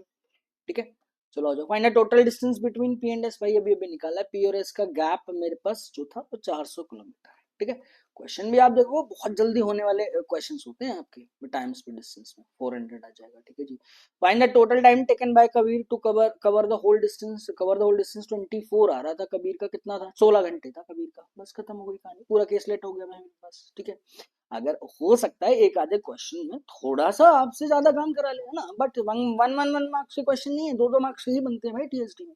ऐसा थोड़ी है कि हर क्वेश्चन आपका अबव मॉडरेट ही मिलेगा आपको, है ना, और ये एग्जाम प्रेशर में ये क्वेश्चन आप बहुत ज्यादा इजी मत समझो, है ना, अगर प्रैक्टिकल बात करो, मैं जो आपको क्वेश्चन करा रहा हूँ वो आसान है ना, वो आसान चीजें, मतलब आसान है क्वेश्चन को कराना, है ना, और समझाना। ठीक है, क्योंकि मुझे तो सारे चीजें पहले से पता है, बट नई चीज एकदम से अप्लाई करना विद एग्जाम प्रेशर, तो इजी क्वेश्चन भी it converted into the moderate. ठीक है, ये ध्यान रखिएगा, हर कोई क्वेश्चन आपका बिल्कुल एकदम ऐसा नहीं आएगा डिफिकल्टी आ रहा है, वो तो मुश्किल से मुश्किल 5-7% चीजें होती है, बाकी मॉडरेट होती हैं, और टाइम प्रेशर की वजह से मॉडरेट आपका डिफिकल्ट में कन्वर्ट हो जाता है। ठीक, चलिए तो 3 क्वेश्चन हमने अच्छे से कर लिए। नाउ द नेक्स्ट टॉपिक आपका रेशियोज बोलो मिक्सचर्स, है ना, दैट इज अगेन भाई सुपर ब्यूटीफुल सेटिंग, ये बहुत बढ़िया आपका दिया होगा। ठीक है, अगेन आपको रेशो और परसेंटेज भाई बहुत अच्छे से क्लियर होना चाहिए। ठीक है, चलो तो क्वेश्चन को फ्रेम करते हैं मेरे भाई, क्या दिया हुआ है, vessel P contains 4 miscible element, 4 element का मिक्सचर है ABCD, जिनकी कंसेंट्रेशन सी हो, मतलब परसेंटेज, अगर टोटल 100 है तो 100 का इतना परसेंट निकालोगे तो A आएगा, B आएगा, C आएगा एंड D आएगा। ठीक है, चारों का दिया हुआ है। अब कंडीशंस ऑफ कनेक्टिविटी क्या है, 25% मिक्सचर फ्रॉम वेसल पी उसने आपने रिमूव किया and replace by the same quantity of element P, the new mixture Q formed in which the concentration element B and D is 2z% and 45/4% respectively. Element A और D के exact numbers मुझे दिए हुए हैं, ठीक है, उनका सम है वट एवर एवरेज, और वो 110 है ना। The point of connectivity in this set, what is the point of connectivity? सबसे पहले द पॉइंट ऑफ कनेक्टिविटी क्या है कि भाई अगर आप 25% मिक्सचर निकाल रहे हो, उसके बाद उतनी ही क्वांटिटी आप कौन से एलिमेंट की ऐड कर रहे हो? एलिमेंट बी की मैंने ऐड करी है ना। तो इनिशियल और फाइनल का जो टोटल नंबर्स रहा होगा वो तो सेम रहा होगा ना भाई, इनिशियल फाइनल, क्योंकि यहाँ पर मैंने कोई अलग क्वांटिटी तो नहीं की है। उसने बोला है ना with replace with the same quantity of element P. ठीक है, ठीक है, in which the concentration of B और डी यहाँ पर आपका दे दिया। ठीक है, तो एक जो पॉइंट ऑफ कनेक्टिविटी है इनिशियल फाइनल सेम होगा। और आप खुद सोचो ना भाई, मेरे पास कोई कोई एलिमेंट है A B C and D, मैं क्या कह रहा हूँ उसमें से कुछ भी रिमूव किया तो भाई इनकी क्वांटिटी सबकी डिक्रीज होगी। अब ये डिक्रीज क्वांटिटी है, उसमें से मैं बोल रहा हूँ कि मैंने अब जो ऐड किया वो एलिमेंट बी ऐड किया। तो इस स्टेप पे और यहाँ तक जाने के बाद बी की क्वांटिटी चेंज हो रही है ना, बट इस स्टेप से इस स्टेप तक क्यों? क्योंकि क्वांटिटी सेम रहेगी, percentage will be the same. The quantity same है ना, क्वांटिटी सेम रहेगी। भाई इस क्या ए ऐड किया है, क्या सी ऐड किया है, क्या डी ऐड किया है? नहीं ऐड किया, just you are just adding element. तो दो पॉइंट ऑफ कनेक्टिविटी आपको यहाँ पर मिलती है। ठीक है, अब आप डील करोगे, कैसे डील करोगे वो आप यहाँ पर देखो। ठीक, इरेज कर देते हैं अभी पहले इसको ना। अब हम लोग करते हैं, सबसे पहले पाओ कि मेरे पास इनिशियल क्वांटिटी जो भी मिक्सचर की थी वो 100% थी। 100 आप मान लो, 100% मान लो या 100 मान लो, ये 2Z% है भाई। 100 का 2Z% निकालूंगा तो वो 2Z ही आएगा ना, इसमें तो कोई दिक्कत नहीं है। Y% निकालूंगा तो Y आएगा, Z+5% निकालूंगा तो भैया Z+5 ही आएगा, और M% निकालूंगा तो मेरे पास M आएगा। These are the quantities A B C and D, है ना। मैंने उसको 100x या 100 यूनिट्स मान लिया, लेट बी 100x। ठीक है, अब आपने क्या किया मेरे भाई, 25% इसमें से चला गया, तो इसमें मेरे पास बचा कितना होगा? 75%। भाई जब 25% गया होगा, मिक्सचर है, तो इसका भी तो मेरे पास 75% ही बचा होगा ना। इसका भी तो मैं बोल सकता हूँ, अगर इस वाली स्टेज पे आऊं, है ना, समझने के लिए, इसका भी मेरे पास 75% क्वांटिटी बचेगी। वाई जो भी था इसका भी मेरे पास 75% बचेगा, इसका भी मेरे पास 75 ही बचने वाला है, और इस एम वाली क्वांटिटी का भी मेरे पास 75 बचेगा। ये कहानी क्लियर हुई। फिर आपने फिर से 25 उसको वापस से 100% कर दिया, बट वो किसकी वजह से हुआ है? वो हुआ है आपका इसकी वजह से। ठीक है, आपने यहां से, है ना, इसमें मैंने ये 25 यूनिट आपके पास ऐड किया होगा, तब जाके मेरे पास जो सिनेरियो बनता है ना, तब जाके मेरे पास जो सिनेरियो बनता है वो क्या बनता है? अब इसकी कंसेंट्रेशन हो जाएगी 2Z% और 45/4%। अब किस किस की कंसेंट्रेशन आपको दी हुई? बी की कंसेंट्रेशन तो यहाँ पर होगी 2Z% ऑफ 100, 2Z ही आएगा। अब डी जो मेरे पास कितना आ जाएगा भाई? 45/4%, यानी वो इतना ही। क्लियर? अब आप समझना जरा भाई, जब आप ये ऐड कर रहे हो तो ये quantity that will be the same, इसमें तो कोई चेंज नहीं है ना, क्वांटिटी में थोड़ी चेंज आएगा यार। यहाँ पर भी आप देखोगे again that is beautiful part, Z+5, इसमें भी कोई चेंज नहीं। ठीक है, ये सारा मिलकर यहाँ पर भी 100% बना रहा है, ये सारा मिलकर यहाँ पर भी 100% बना रहा है। ठीक है, दो इक्वेशन दो वेरिएबल, आप देखो वेरिएबल एक जेड है ना मेरे पास, है ना।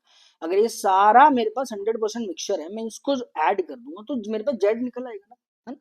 ये जस्ट सॉल्विंग द इक्वेशन, ये वाला पोर्शन समझ में आना चाहिए ना। 25% गया, सबका 25% चला गया, 75 बची, सबकी ये क्वांटिटी बची, लिखने की जरूरत नहीं थी, सिर्फ समझाने के लिए लिखा है ना। और फिर वापस ऐड किया, इट विल बिकम्स 100। तो इस that quantity will be the constant, ये तो सेम रहने वाला है, ये भी सेम रहने वाला है ना। इसका इसने दे दिया, ये भी सेम रहने वाला है एक्चुअली में, है ना। ये और ये दोनों तो सेम है, दैट विल नॉट चेंज। अगर आप देखो ये 3/4 ऑफ m इक्वल टू 45/4 जो दिया हुआ है आपको, 4 से 4 कैंसिल आउट, तो m की तो वैल्यू निकल गई 15। यानी इनिशियल ये जो क्वांटिटी थी वो मेरे पास 15% था concentration of element. Is it clear to you? तो नाउ 3/4 ऑफ 2Z। अब बस वे ऑफ सॉल्विंग आपका है मेरे भाई, है ना। इसमें मैंने को क्या ऐड करना है, एक सेकंड रुको ना, अरे वॉइस आ भी रही है मेरे भाई, आवाज आ रही है? हाँ जी आ रही है, आ रही है, आ रही है, आ रही है मेरे भाई।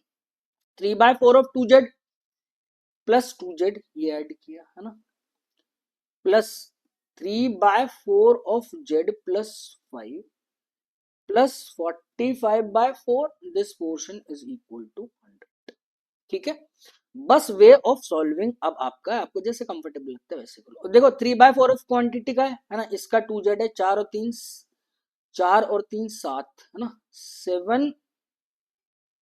मैंने कहीं गड़बड़ तो नहीं की? 3/4 ऑफ जेड, हाँ ठीक तो कर रहा हूँ यार। 3/4 दूनी 8 और 3 दूनी 6 यार 7/4 ऑफ 2z निकल कर आएगा मेरे पास। ठीक है, इसे मैं करने वाला हूँ 7z/2 आ जाएगा।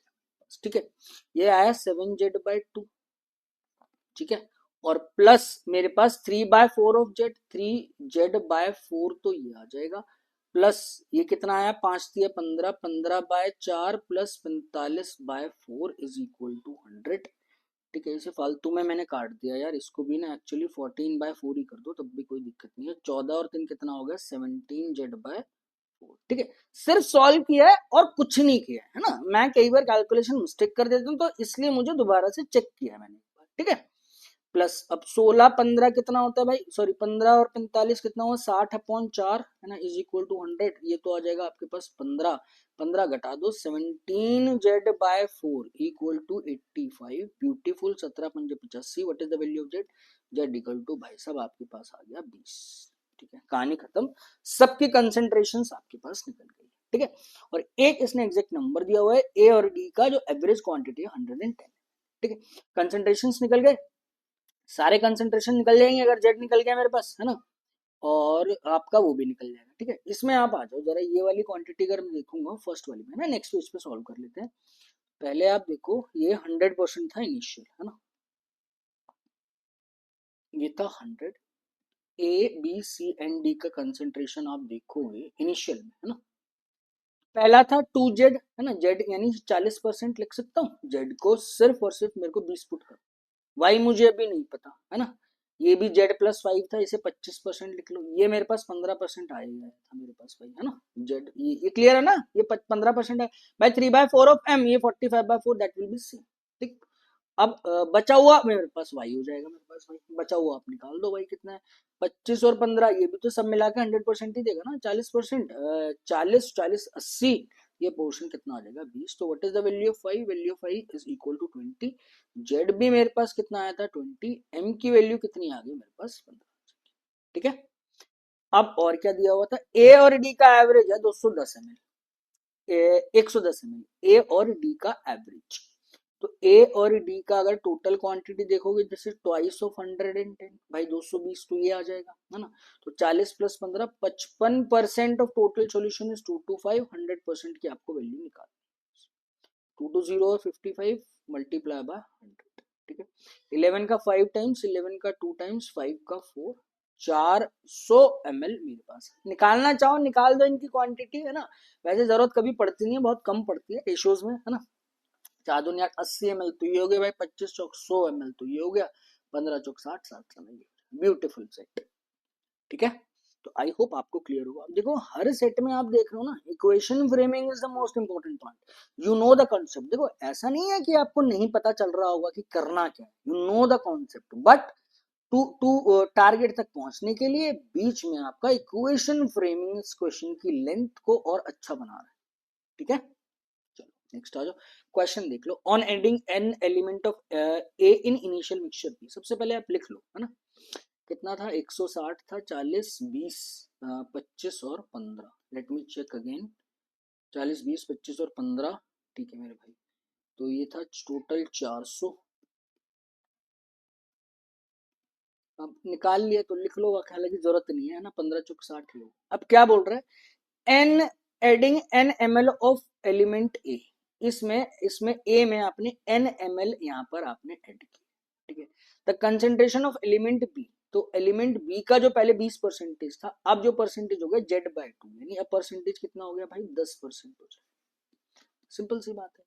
तो z/2 है ना, z की वैल्यू 20 पुट करी, तो इस सब की परसेंटेजेस चेंज होंगी ना, बट क्वांटिटी इसकी इसकी और इसकी तो सेम ही रहने वाली है।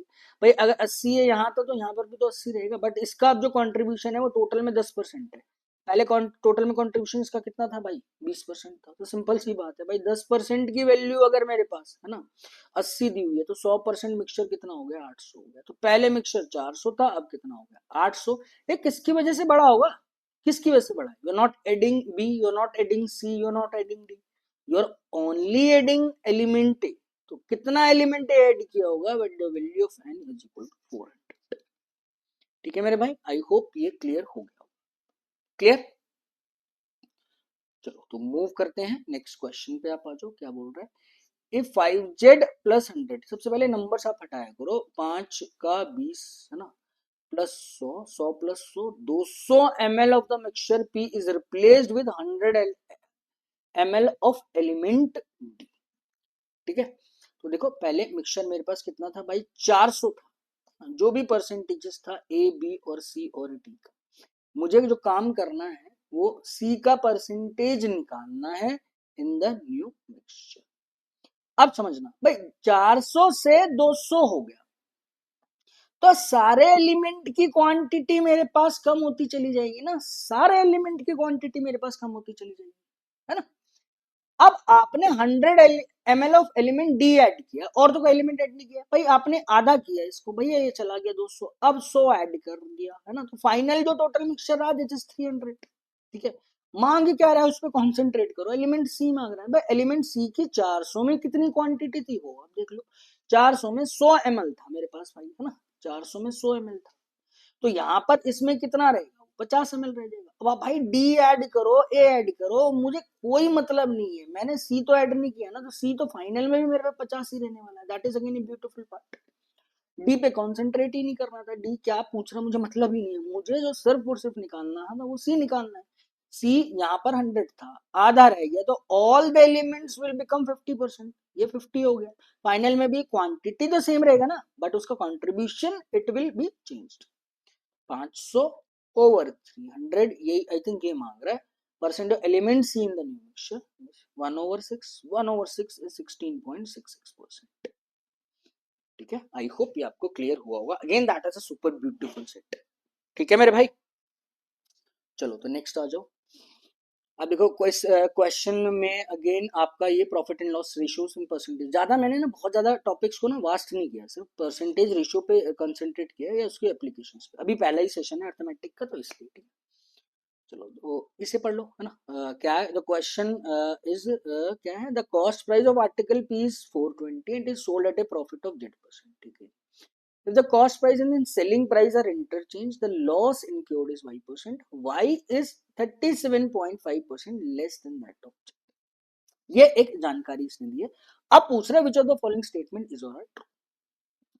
अब देखो, अगर आपके ऊपर रेशो कनेक्ट हो गई ना, सीरियसली दिस क्वेश्चन जेड और वाई की वैल्यू निकालना, जेड एंड वाई, मतलब बहुत आसान चीज है ना, बट अगेन कहना आसान है, करना मुश्किल है, आप समझना जरा, है ना। लेट समझो आप इसको, भाई मैंने ये माना कि मेरे पास सीपी एक्स था और एसपी वाई है ना। अब मुझे क्या क्या हो रहा है, मुझे जो हो रहा है पहले केस में Z% का प्रॉफिट हो रहा है, दिस इज सीपी, है ना, don't confuse, this is CP, this is SP. Z% profit, Z% कैसे कैलकुलेट करोगे आप, इन दोनों का गैप, गैप ही तो होगा profit, that is gap, gap किस पे कैलकुलेट करोगे, एक्स पे कैलकुलेट किया, multiply by 100, this is your profit percentage. अब सेकंड केस में क्या होगा, ये सीपी एसपी इंटरचेंज, अब जो एसपी था वो सीपी बन गया भाई, और ये मेरे पास बन गया कितना, X. What is the value of 5%, now there is a loss, अबे लॉस है तो but the gap should be the same ना, ये तो गैप सेम ही रहा, this is the gap same. Now you are calculating on the value of Y, Y पे calculate करो, मल्टीप्लाई बाय 100, ब्यूटीफुल। अब भाई जेड और वाई का रेशियो तो दिया हुआ है, Z is 37.5% less than that of Z, तो कैन आई से जेड और वाई का जो रेशियो है वो 8/5 है, 37.5% कितना होता है, 3/8 होता है।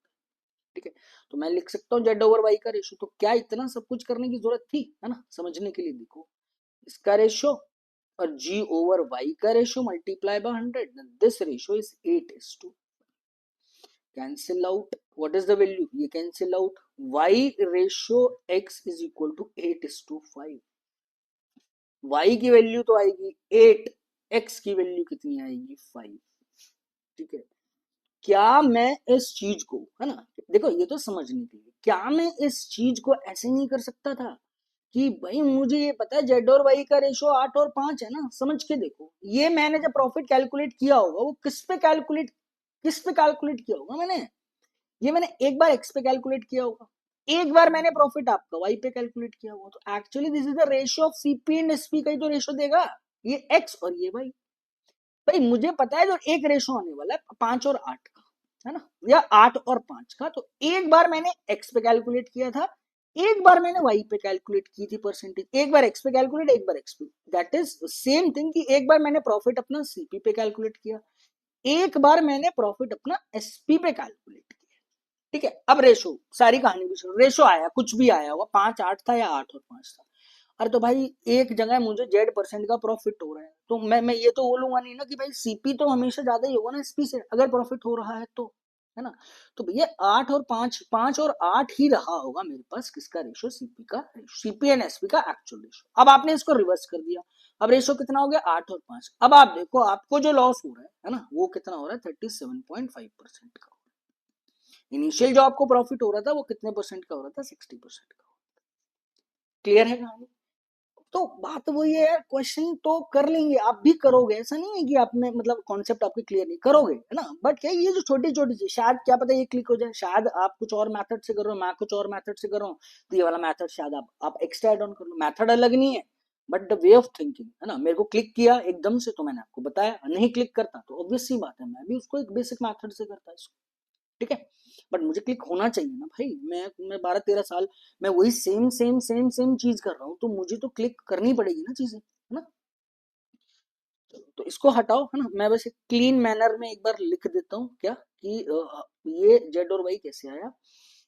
Late the CP is X and CP SP is Y.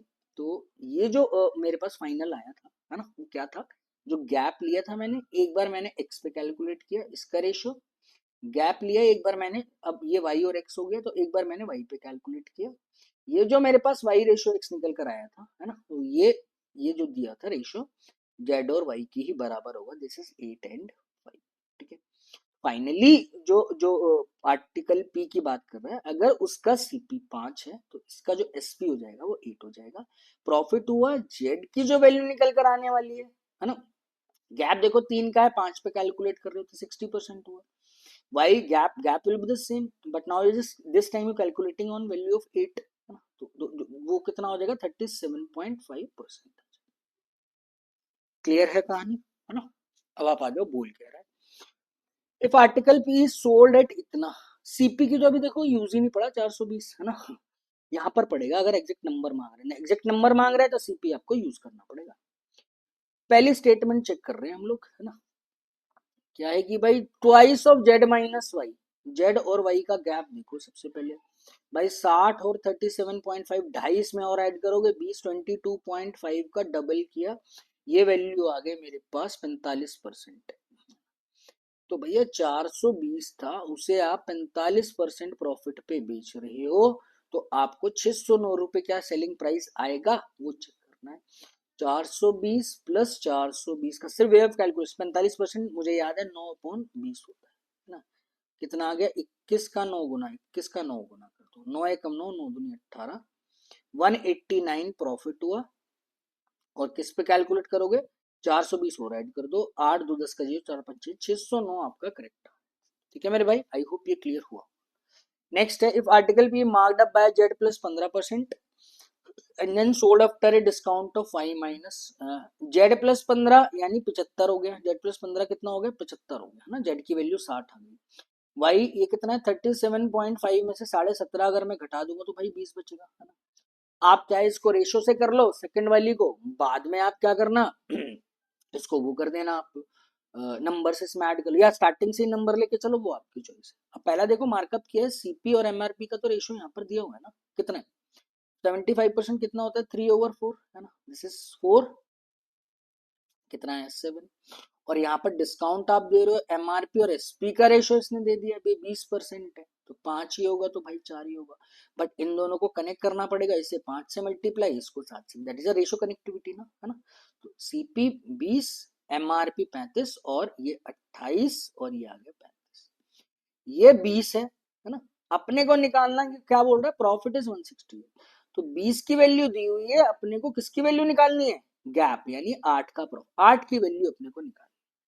तो 420, 20 की वैल्यू दी थी, एक की value divide by 20 multiply by 8, cancel out, ये कितना है भाई 21, 8 एकम 8, 8 दूनी 16, 168 is your correct statement. Again this is again that is correct statement. ठीक है, नेक्स्ट आ जाओ, the cost price and selling price of article Q is 5:3। ठीक है, सो लॉस परसेंटेज, भाई 5 और 3 है, लॉस परसेंटेज कितना रहेगा भाई, 2/5 है, 40% का होगा ना, 40%, अच्छा ये 40% आना चाहिए, ठीक है। तो 3 × 60/4, 15 कितना हो गया भाई, 45% आ रहा है ये, बट 40% नहीं आ रहा है, तो this is the wrong state. ठीक है मेरे भाई, तो आई होप ये आपको क्लियर हुआ होगा। इसमें बहुत ज्यादा कंसेप्चुअल चीजें शायद नहीं करनी थी, है ना, बस ये हो सकता है रेशियो कनेक्टिविटी वाला पार्ट, है ना, कि जो सीपीएसपी पे जब आप कैलकुलेट करो तो इस वाले पोर्शन में हो सकता है कि इट लुक्स लाइक लेंदी, अगर शायद आप इस चीज इस तरीके से नहीं कर रहे हो तो, ठीक है, नंबर्स लेके कर रहे हो, पहले उसका Z% निकालोगे, फिर गैप लोगे, फिर उसे इक्वेट करो, तो वो थोड़ा सा लेंदी प्रोसेस हो जाएगा, है ना। चलो नेक्स्ट आओ भाई। अरे ये क्वेश्चन तो मतलब इसे आप प्रॉफिट लॉस भी बोल सकते हो, जब नंबर सिस्टम भी बोल सकते हो, है ना। ये क्वेश्चन शायद मैंने आपको पहले शायद कराया, शायद खैर कराया ही होगा, इस आपको यूट्यूब पे नहीं कराया होगा तो शायद मैंने किसी और एक पेड बैच में कराया होगा आपको जरूर, मतलब और प्लेटफॉर्म पे किसी, है ना। चलो, तो there are three positive integers a, b and c such that a and c is z/y respectively, and the ratio of b and c is y+1 and y+2 respectively. Difference between b and c is 30 and the value of b is 120. ठीक है, c is more than a and a is not more than c, ठीक है, and z is an integer। ठीक है भाई, है ना, numbers में देख लो, रेशो में देख लो, प्रॉफिट लॉस समझ लो, आपकी चॉइस है। पहला क्या बोलता है, ए ओवर सी की जो वैल्यू है ना, दैट इज रेशियो दिया हुआ है, जेड और वाई का रेशियो है एक्चुअली, है ना। अब क्या दिया हुआ, बी और सी का रेशियो इसने दे दिया, बी और सी का रेशियो कितना है भाई, y+1 और y+2, ठीक है। Difference between B and C is 30। अब देखो बी और सी y+1 ये y+2 है, तो इन दोनों में से बड़ा नंबर कौन सा है मेरे पास, अगर y नेगेटिव नहीं होना चाहिए, अगर y नेगेटिव नहीं है तो इसका मतलब मेरे पास ये वाला नेगेटिव भी होगा, तब भी मेरे पास आप देखो कि यही वाला नंबर मेरे को बड़ा है ना, सी बड़ा होगा, ठीक है। यार इतना सोचने की जरूरत नहीं है यार, यहाँ सीधे सीधा दिया हुआ है ना, C is more than B, negative positive चक्कर में मत पड़ो, सी बड़ा है, ठीक है भाई, बी और सी मुझे दे दिया, वैसे भी रिस्पेक्टिवली दिया हुआ है, difference between B and C is 30, ठीक है भाई, बी और the value of B is 120, समझो समझो भाई, बी की वैल्यू मेरे पास 120 है ना, तो बी और सी में जो गैप 30 का है, तो सी तो बड़ा है, इसकी वैल्यू कितनी आने वाली है, 150 आने वाली है।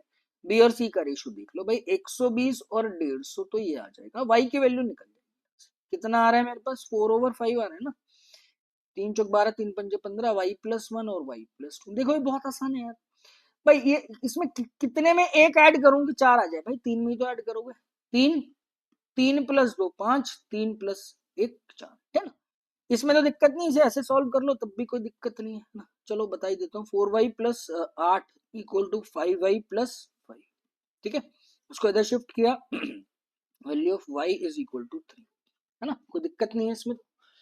अब बोल क्या रहा है, c is not more than b, तो आप समझो कनेक्शन क्या है, ए और सी का कनेक्शन है, Z/3 का रेशो है भाई, Z/Y का तो इनिशियल रेशो था, सी की तो वैल्यू मुझे पता चल गई, this portion is equal to 150, ठीक है, ये तो पोर्शन 150। अब z is an integer, negative तो होगा नहीं ना, z की वैल्यू क्या क्या हो सकती है, 1 हो सकती है, 2 हो सकती है ना, समझना, 1 हो गई, 2 हो गई, 3 हो गया, 4 हो गया, बट इज इट 4 पॉसिबल, अगर ये 4 हुआ, 4/3 हुआ, तो ये तो मेरे पास सी से ज्यादा हो जाएगा ना, तो मेरे पास जो ए की वैल्यू आनी चाहिए वो सी से कम या उससे ज्यादा होनी चाहिए, सी अगर 3 है मेरे पास, ए क्या क्या हो सकता है, 1 हो सकता है, 2 हो सकता है और 3, ये तीनों वैल्यू मेरे पास सी की आ सकती है भाई। 3 यूनिट की वैल्यू 150 है, तो 1 यूनिट की वैल्यू कितनी आने वाली है आपके पास, 50, तो इसका मतलब ये ए की वैल्यू तो 50 होगी या 100 होगी, या मेरे पास क्या निकल कर आएगी, 150 निकल कर आएगी।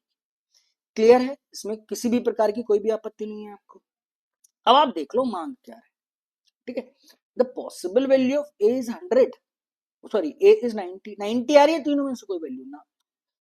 हाँ तो भाई कहाँ थे, अच्छा फर्स्ट वाली हो गई थी, सेकंड पे आ जाओ, y is a prime number, हाँ जी, y की वैल्यू कितनी दी हुई है मुझे भाई, 3 दी है, that means y is a prime number, ये भी करेक्ट है, ठीक है।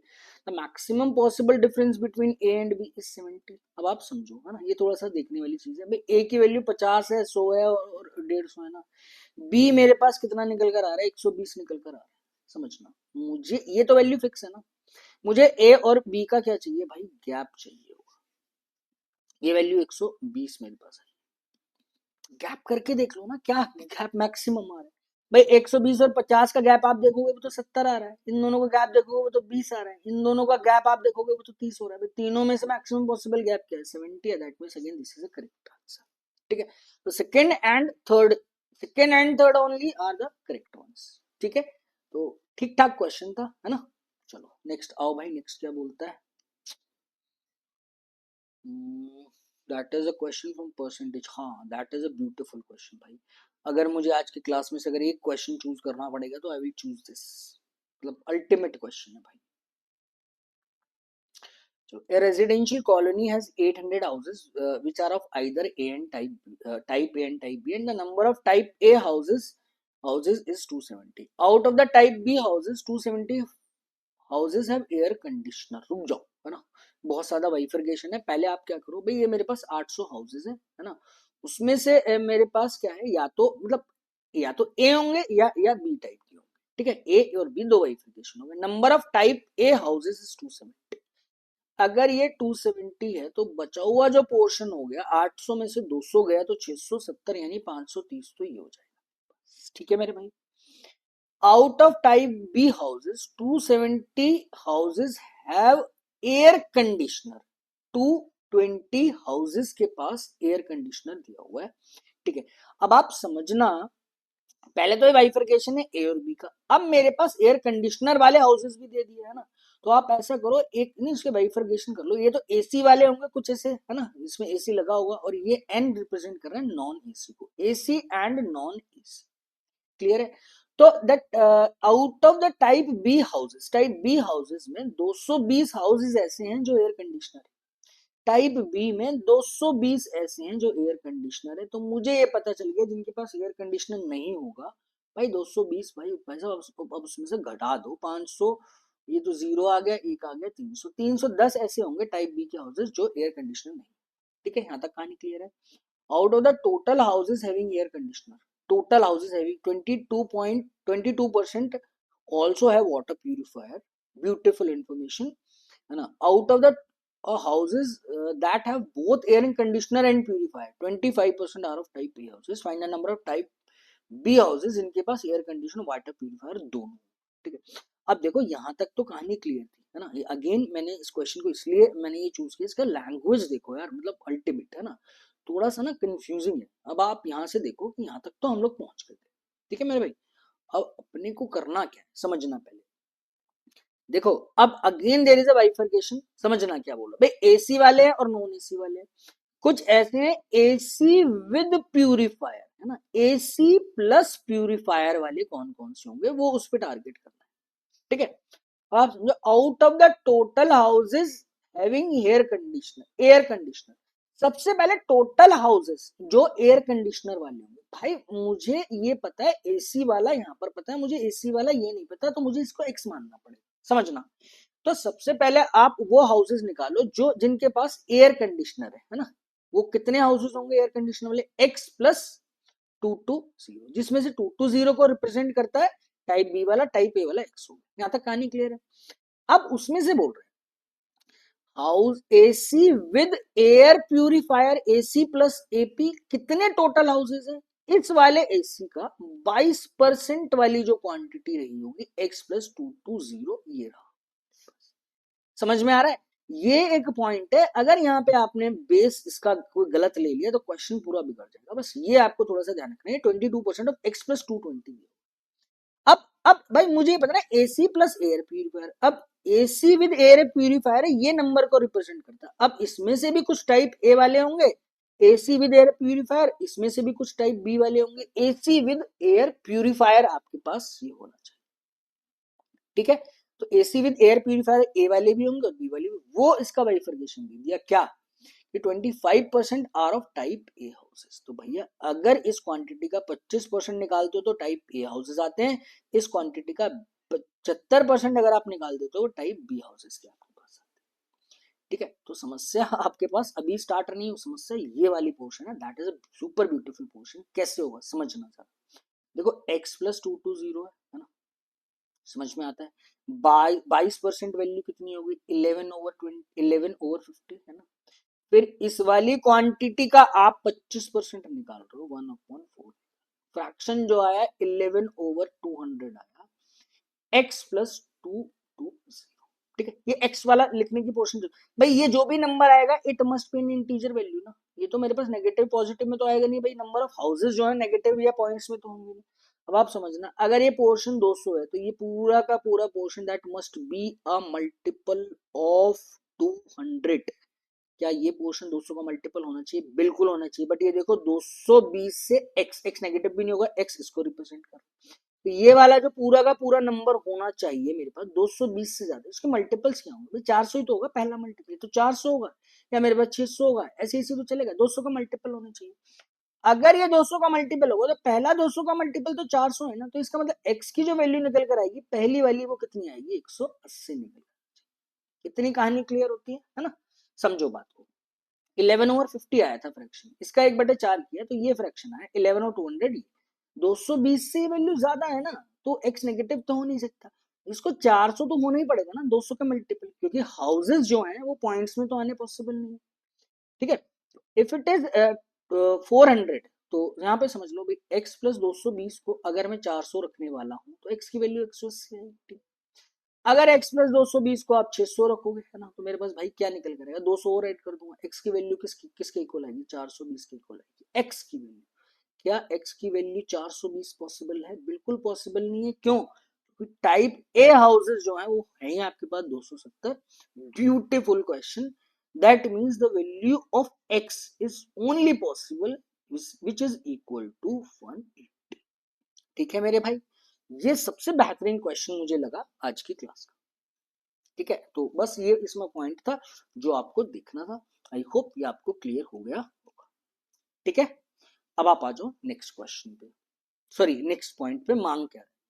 Number of type B houses both air conditioner and air purifier. तो भैया 11/200 तो ये था x प्लस 220, x वैल्यू 120 यानी ये पोर्शन था 400, ये थे AC प्लस प्यूरिफायर।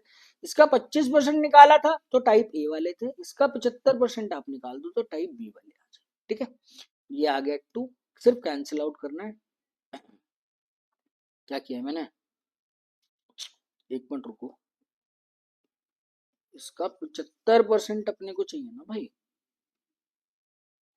11/200 का अगर मैं 400 निकाल देता हूं, नहीं नहीं, find the number of type B houses that have both air conditioner and water purifier. अरे यार 11/200 थोड़ी होगा, ये 22% निकालोगे ना पहले।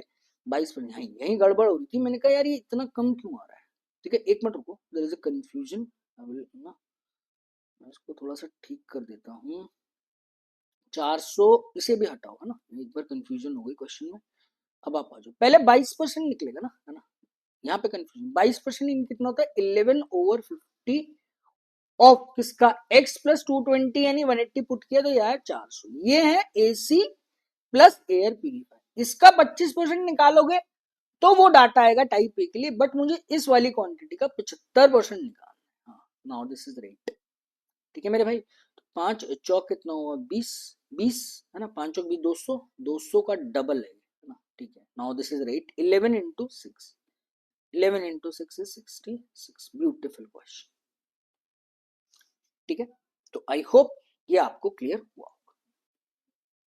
चलो भाई, अब आप ये वाला क्वेश्चन देख लो। ये आपका इंटरेस्ट कैलकुलेशन का है, इसे आप इजी में काउंट कर सकते हो अगर आप पीओ में इस क्वेश्चन को कर रहे हो।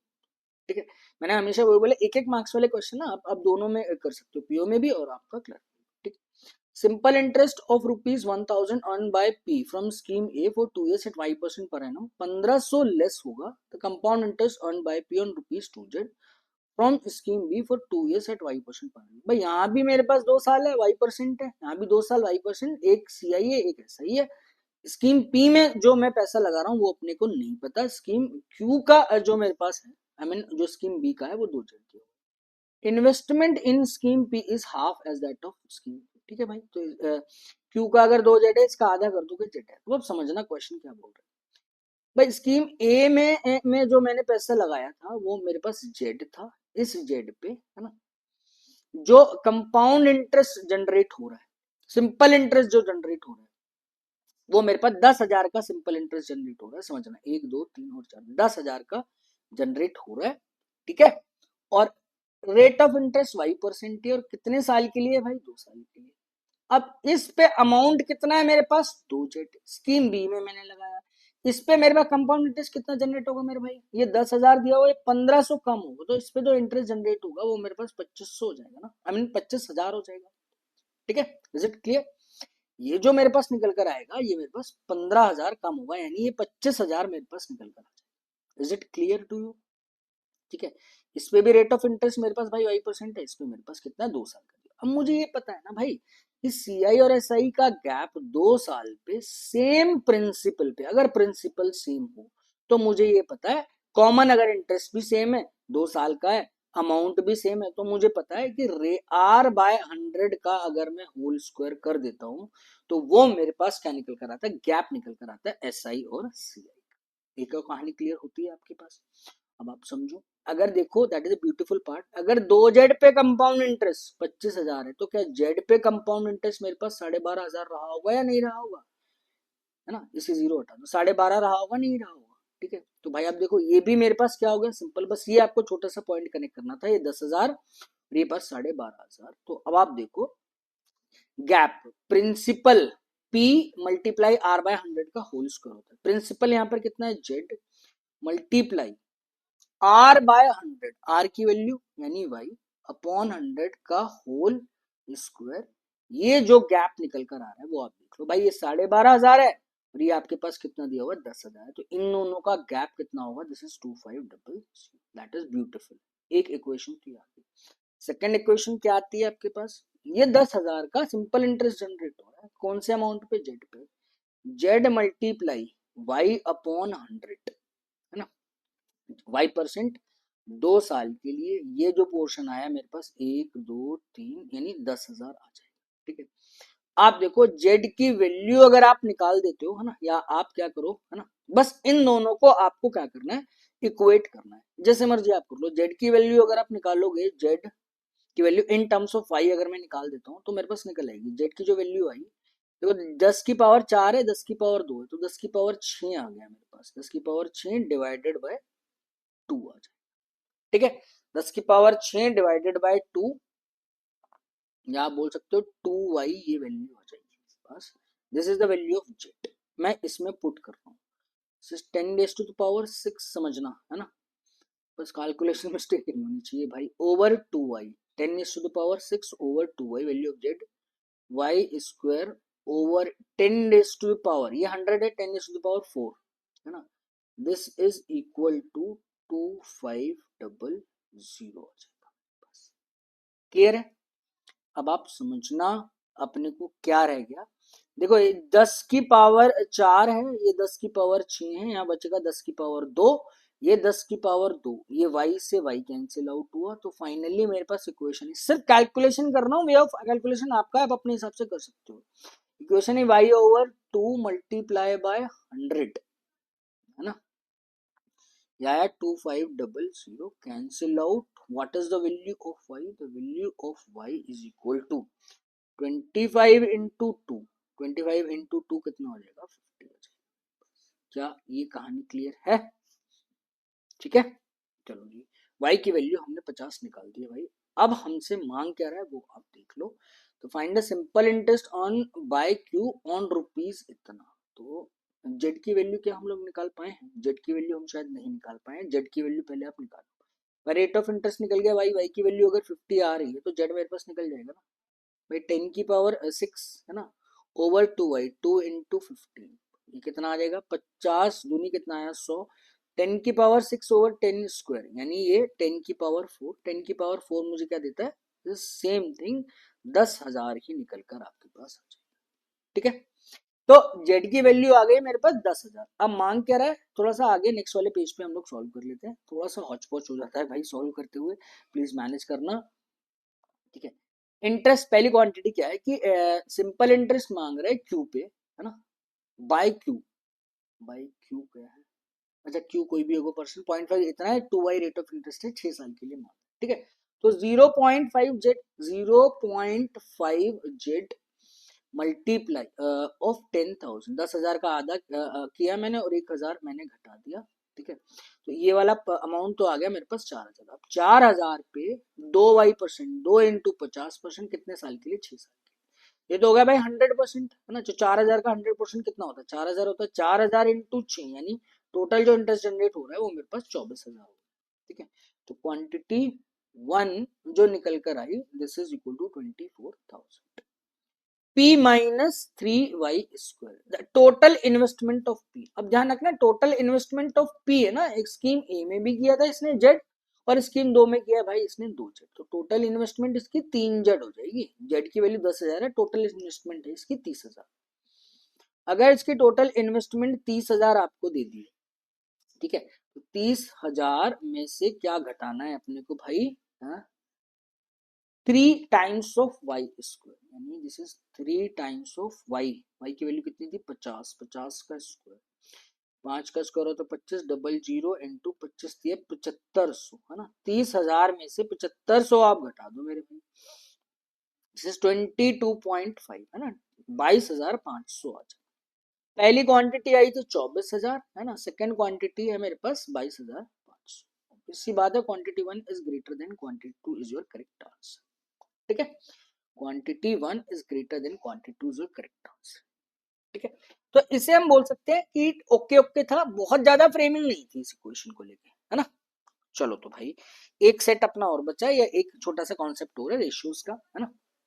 आज का सेशन आपका कंप्लीट हो जाएगा, ठीक है मेरे भाई। एक मिनट रुको, वॉइस अपना क्लियर है? ओके क्लियर है, ठीक। चलो तो इसको हटा देते हैं मेरे भाई, है ना। वीडियो तो मैं जब सॉल्यूशन दिखा, हालांकि इस वाले क्वेश्चन की शायद सॉल्यूशन देखने की जरूरत भी ना पड़े आपको, ठीक है। फिर भी जब देखोगे तो इतना है कि स्क्रीनशॉट ले लीजिएगा आप इसका, ठीक। एक सेकंड रुको यार, लास्ट क्वेश्चन रह गया। बढ़िया।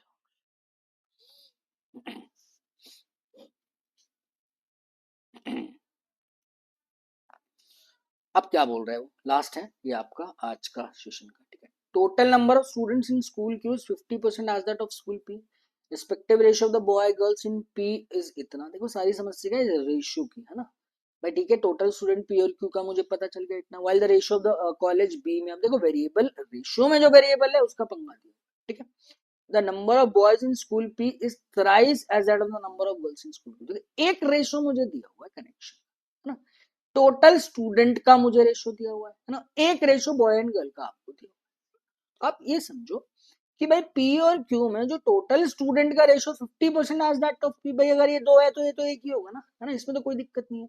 ये बॉय एंड गर्ल का रेशो है और इसमें बॉय एंड गर्ल का रेशो ये है। इस रेशो को जेड की वैल्यू निकालने के लिए, है ना, अभी निकालना क्या है, क्वेश्चन एक है दो बात की चीज, जेड की वैल्यू निकालने के लिए क्या कनेक्शन है?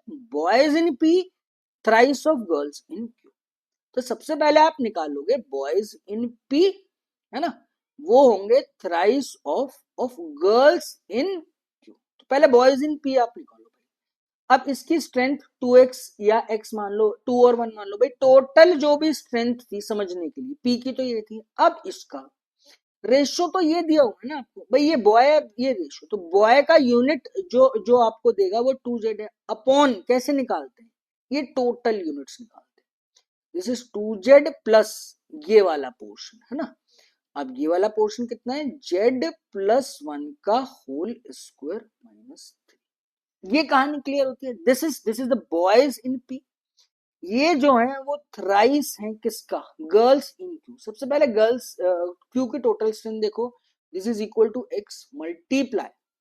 अब आप देखो भाई, ये बॉयज को रिप्रेजेंट करा है, ये गर्ल्स को रिप्रेजेंट। अब गर्ल्स का पोर्शन ऊपर आएगा, है ना, जो भी कंट्रीब्यूशन है 4z ओवर इसका सम आएगा z प्लस 4 प्लस 4z। अगर ये आपको क्लियर है, इसमें कोई कंफ्यूजन नहीं है, तो सेट का कंसेप्चुअल डिफिकल्ट लेवल तो बिल्कुल भी कुछ नहीं, बट ये इक्वेशन फ्रेमिंग वाला पोर्शन में समस्या नहीं होनी चाहिए, ठीक है।